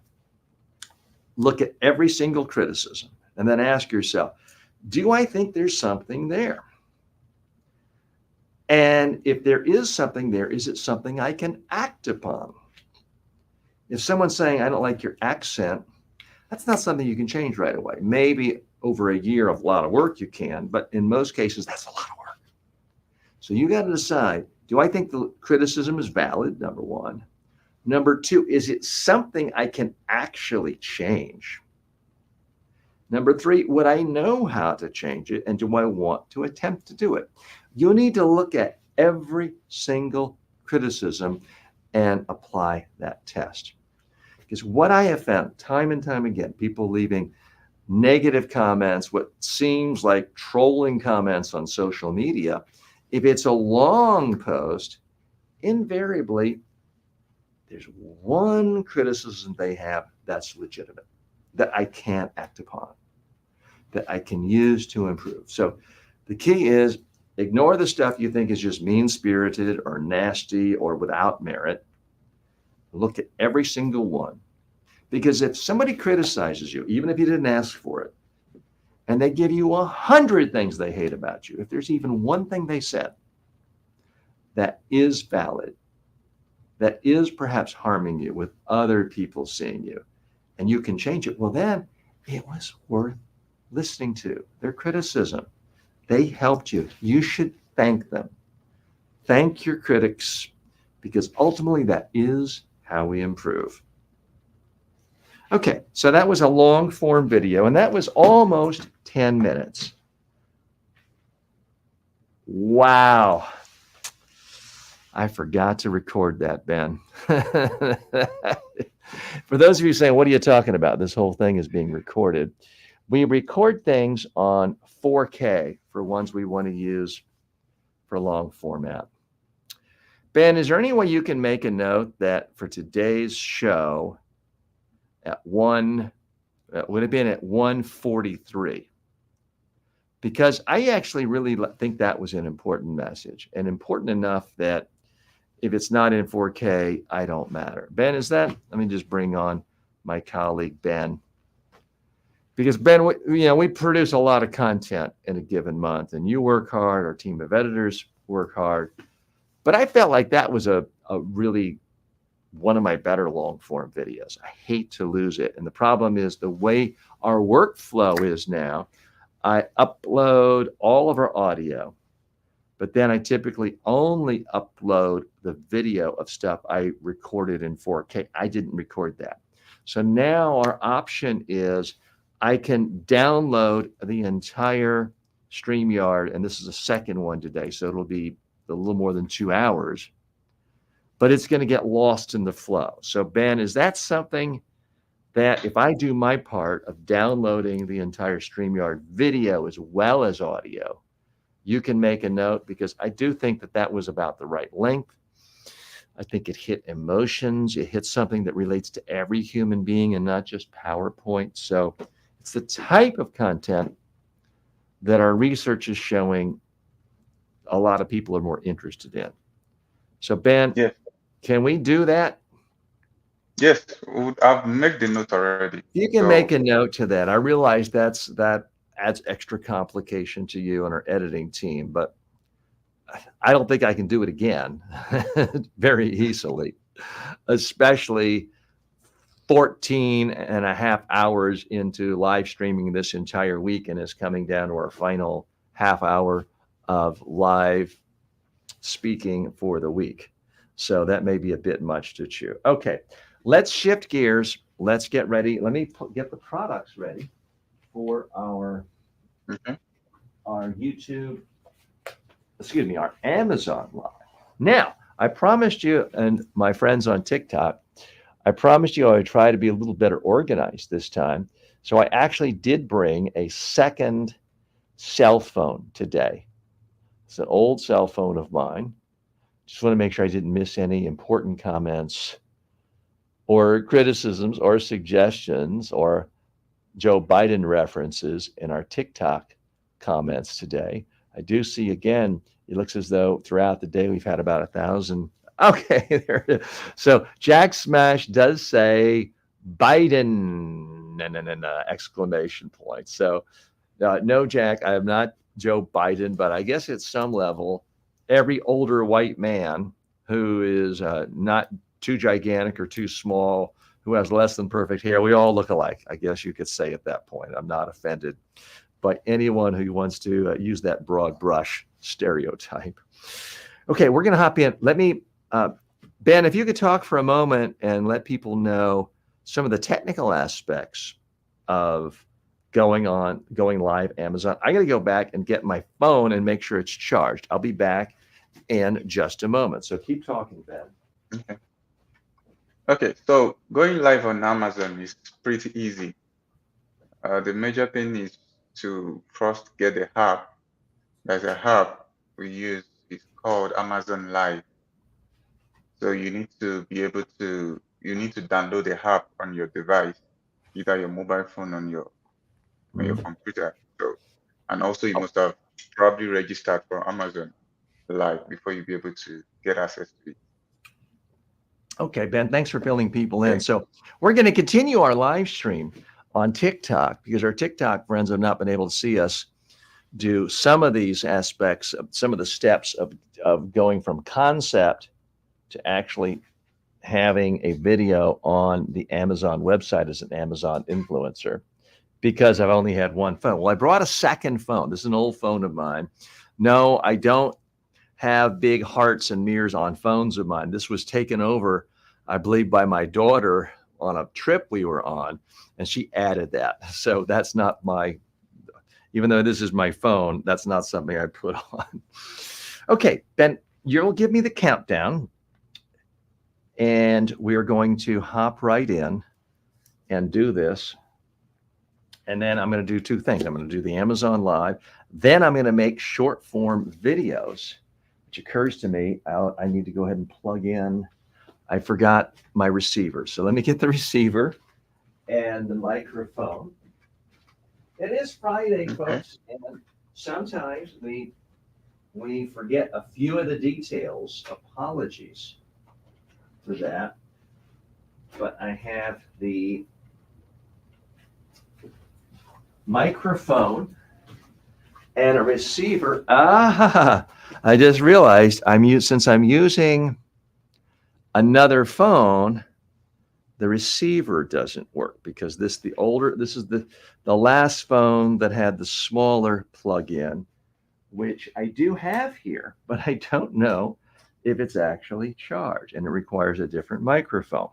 So since we're going to be doing the Amazon Live for the next 10, 15 minutes, I'm now going to go back and do a quick charge. So again, I try to give you my whole workflow, and I realize it's not the most exciting thing, but I do see we have a couple dozen people watching. So this is a receiver goes into this older phone. Then this is a microphone that connects to it. So the audio quality is much better, given that the cell phone is going to be 3 feet away or so. So that's what we're doing. So I'm going to now go plug this into the charger. We'll come back after we do the live section, and presumably there will be enough charge in this microphone so that we'll be in good shape. Now you may be asking, okay, let's see. Oh, I know, I've got the charger right here for that one. And what I'm looking for is a charger for this smaller receiver, because again, it has sort of the old version, and I know I have one because I was just charging the phone. Okay, I do have it right here. So I'm plugging that one in, and that is charging. So what happened was the iPhone 14 had the smaller plug, and forgive me for not using the exact technical details. And the iPhone 15 switched to the larger one, which is now kind of the default charger for almost every form of electronic. I have the old one because I bought that when I had my old phone before I switched to the 15. We still use the old one with my wife's phone. So we have both sets of microphones around. Okay, now let's go ahead and hop in. I'll take you off, Ben. You'll give me the countdown, and we're going to go and do our Amazon Live, where I try to demonstrate best practices on this type of a presentation. And Ben, you'll let me know. You'll do the countdown. Okay. 3, 2, 1. Hi, and welcome to Amazon Live. I'm TJ Walker. This is the TJ Walker Success Show on Amazon Live. I'm happy to be here as one of your influencers. And full disclosure, if you do make a purchase of any of these things, I am credited with an affiliate commission. So that's why we're here. My main interest is in sharing with you products that have helped my life, products that I bought with my own money. In this case today, a number of books. These are books that I bought with my own money, read, underlined, referenced, used, have recommended to other people as well. And now I want to share them with you. All the books I'm mentioning are available for sale on Amazon. You'll see them below in the carousel. If you're not watching on Amazon Live, I'd urge you, come on over, make the switch, and check it out. It is the Amazon.com website, and you can go to the shop section and look for my name. The first book I want to bring up to you is The Talent Code. This is by Daniel Coyle. So much of what we hear in pop culture is a natural born. It was a natural born speaker, a natural born swimmer. And this book goes into great detail, vivid examples showing how, no, great talents are not born. You grow them, you develop them. We as human beings are very malleable. We can go in almost any direction. There is a process for developing talent. Now, can I read this book and all of a sudden get to the NBA and be a center in the NBA? No. There are a tiny, tiny, tiny subsection of jobs in the world that are so dependent on unique physical assets, certainly some specific professional athletics. But for so many other things in life, whether to become a world-class musician, to become a world-class surgeon, to become great in almost any field, can happen to almost anyone regardless of any genes they were born with. You can develop talent if you know the tricks and tools, and this book does show patterns that I believe are helpful to any individual, helpful to a parent, but helpful to any individual who wants to build their talent. The talent code: greatness isn't born, it's grown. Here's how. Fantastic book. Okay, next book I want to talk to you about, The Inevitable by Kevin Kelly. Kevin Kelly, well-known technology thinker, guru, sort of framed the whole concept of if you have 1,000 true followers, you can be successful in the modern world as a creator. This book was a New York Times bestseller. It's understanding the 12 technological forces that will shape your future. So, very influential book. He's quite an influential thinker. And I have page after page folded down, meaning I took notes, found it insightful, quite often reference it in giving commentary to you on my other channels. He's talked specifically about how we are in a sharing culture, a filtering culture, a remixing culture, and exactly what that means. And I think you see examples of that every day right here on Amazon and in social media in general. So Kevin Kelly is one of the most respected thinkers in the technology space in the world today. For good reason. I think if you want to get ahead of the game, know what's really coming, check out the book, The Inevitable by Kevin Kelly. Now, here's someone kind of in the similar space. I also respect him a great deal. It's a similar genre. Future Proof: 9 Rules for Humans in the Age of Automation by Kevin Rose. He was a New York Times columnist. I very much enjoyed reading his column on a regular basis. He's with other media platforms now.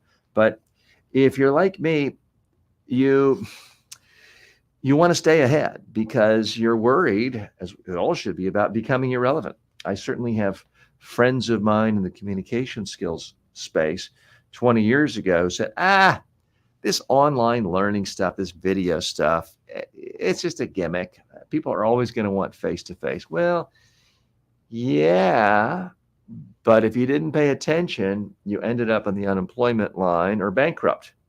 So it is important. I have numerous pages underlined. Basically, if someone would pay to watch you do your job, it's probably safe. That's an interesting, all sorts of interesting asides like that. So if you're a professional athlete, someone would pay you to dunk a ball, your job's going to be safe. If it's something so tedious and boring and rote, then maybe not. I would like to think people would pay to watch me do my job, because when I'm a paid speaker, people literally do that. I do think in the future, there's always going to be some paid speakers. Maybe I won't be, but if you have unique skill sets that are valued, you can future-proof your career. But as we're seeing, for so long, automation seemed like it was only going to affect lower level jobs and essentially unskilled labor. Okay, you were picking vegetables, now an automated vegetable picker can do it, you're unemployed. Then it was Uber drivers sometimes getting displaced by some automation. That hasn't happened on a widespread basis yet. But this book makes the case that lawyers, radiologists, people who are highly educated, you are at risk as well. So if you want to really future-proof yourself, check out this book, Future Proof by Kevin Rose. Next book, slightly different genre, also a New York Times bestseller, Weapons of Math Destruction by Kathy O'Neill. Interesting play on the phrase weapons of mass destruction. This is weapons of math, as in mathematics. How big data increases inequality and threatens democracy. Fascinating look at all the different ways that basic mathematic understanding is falling apart in the world, and math literacy is falling apart. and also the sheer power of numbers and algorithms and how that flows to very huge companies. I won't mention any one company, but how that's really changing the world and making the world less equal. Now, that benefits some of it. It frankly benefits authors, because if you can have a book and instantly sell it to the whole world as opposed to just people in your town, which was the case hundreds of years ago, you can do very well. If you're someone like me and you've got online courses that you can now sell to every country in the world, that's a lot better than even a few decades ago, where I had to take a VHS and sort of go door to door. And I remember mailing my DVDs or my VHS tapes to PR firms in New York City. Now, the power of math, of algorithms, of connectedness is changing that.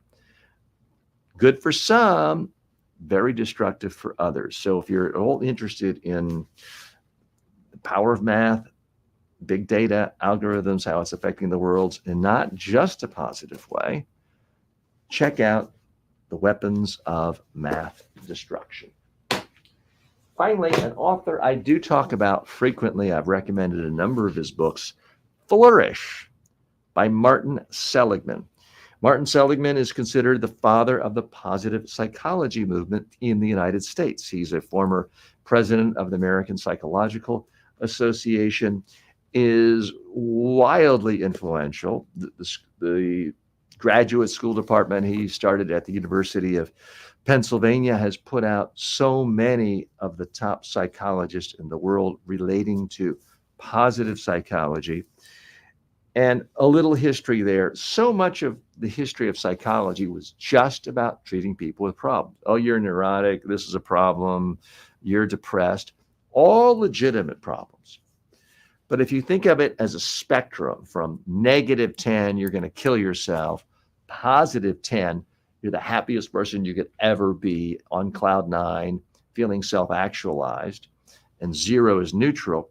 Historically, most of psychology dealt with people from -10 to maybe -1. It was all on that sort of problem phase. Martin Seligman is widely credited, with getting some psychology to focus on the positive side. How do we go from someone who's 0 to get them to 5? How do we go from someone 2, 3, 4, get them to 9 or 10? How do you truly flourish? Meaning you're not just happy, you also have good relationships. Your career is going well. You have meaning in life. These are all things that all of us aspire to. Traditionally, we've gotten out of focus one sec. Traditionally, psychology didn't deal with that. It just dealt with people with big problems. Now, courtesy of his entire body of work, but also specifically books like this, Flourish, Martin Seligman got people to really pay attention to how to use the best psychology practices to help people thrive. So that's why I would check out and recommend this book to you, Flourish by Martin Seligman. So those are the products that I am excited about.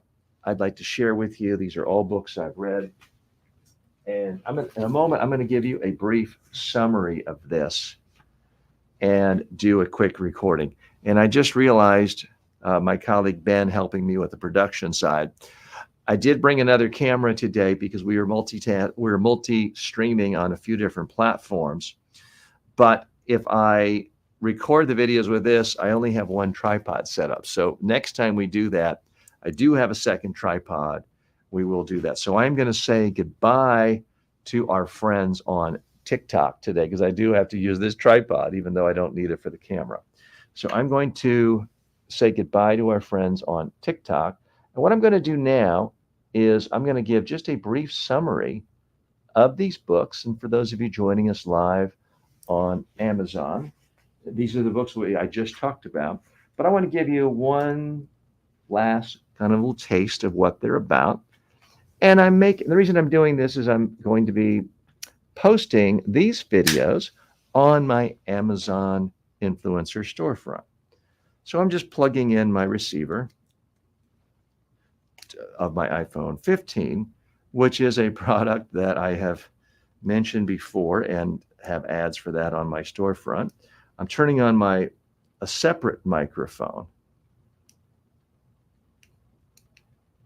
There we go. I got the green light, literally and figuratively, to record audio now. So I'm just putting on this, and I'm kind of showing all of you step by step my thoughts on these books. And this is kind of a second swing through. Okay, I'm going to put this back in my tripod, turning my camera on, doing video reversing, and it's focused on me. I'm now also going to get my remote control, which I know is here because I did see it just earlier today. Simple little remote control. That way I don't have to reach over and touch the camera to turn it on and off each time. And wouldn't you know it, we seem to have lost it. So it's been a great week. It's been a lot of fun with all of you on Amazon Live here this week. Thanks so much. Hope you have a great weekend. Please take a look at everything I've mentioned. It's available in the carousel below, also in my storefront. So we're going to sign off from Amazon now. Everyone else, stay with me. I am going to make these videos and show you how it's done. Okay, so for those of you watching, I just signed off on our live stream from Amazon because I didn't want to get into any problems with Amazon for fumbling about as I am essentially. So I just have to look for a moment. I think I found it. It was underneath my drive. So I was just looking for my remote control. And this allows me to turn on my cell phone without having to touch it. So that was the point of that. Okay, for some reason, the camera is out of focus. So apologies for that. I'm going to go to camera 2 for a minute. This is the camera where the camera's low. We do this to make it appear as though I'm giving a speech on a stage, because our audience has told us they like videos where it seems like I'm talking about speaking while actually giving a speech. Is that a little gimmicky? Is it deceitful? Well, here I am telling you, and I do reference this. So I don't think it's that deceitful. Arguably, if you just saw one time, you might think, well, that guy's in front of a stage. But I do talk about it, and I try to be transparent with you and tell you exactly what we're doing. So I'm going back to camera 3 now. It appears as though I've gotten rid of the blurriness. So we're just going to hop right in, and I'm going to do quick Amazon influencer ads for these 5 books.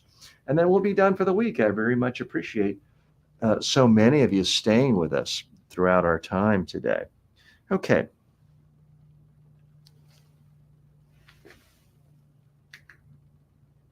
The talent code. You may think you're a natural born talent. You're not. Talent is something you can nurture. It can be grown. It can be developed. This book will show you exactly how. Okay. I stumbled a little bit in the very last sentence, but you know what? I think it's good enough. I'm not trying to make all of these perfect. We're not scripting them, rewriting them, editing them. These are simple videos, simple testimonial reviews. The Inevitable by Kevin Kelly. Kevin Kelly is one of the foremost technological thinkers of our age. If you want to know what the smartest people in Silicon Valley are thinking about, what they're worried about, how they're trying to protect themselves, read this book.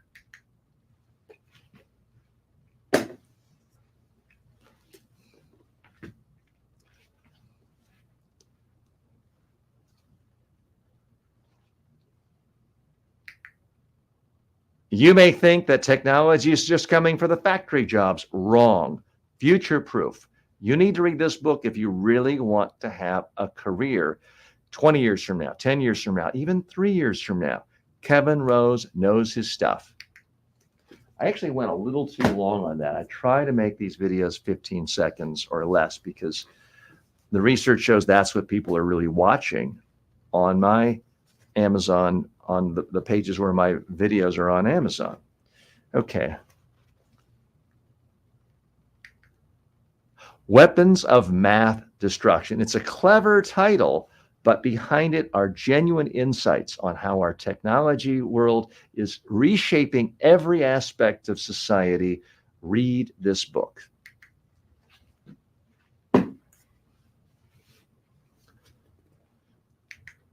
Flourish by Martin Seligman. This is the godfather of the modern positive psychology movement. For so long, psychology was just about problems and depression and whining. This is about how to have a great life to truly flourish.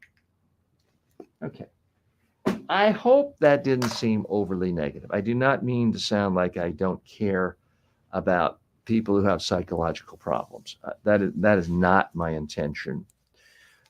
It's sometimes hard when you're speaking in 15 seconds to get every nuance just right.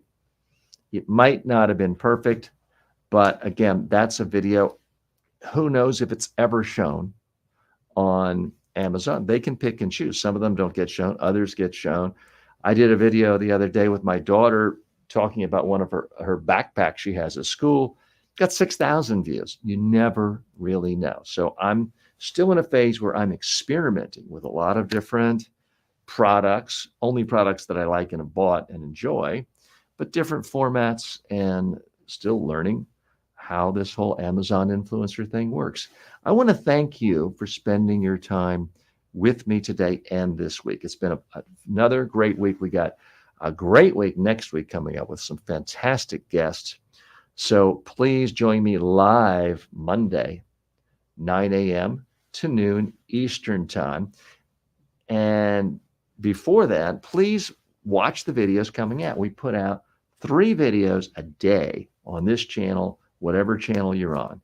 2 short form videos, 1 long form video in addition to these lives. So please watch the videos, leave comments, like them, subscribe, sign up for notifications, share them, and tell others, anyone you care about, anyone you work with, a family member, if you want them to be more successful, improving their communication skills is going to be integral to that journey. I'm TJ Walker. Thanks so much.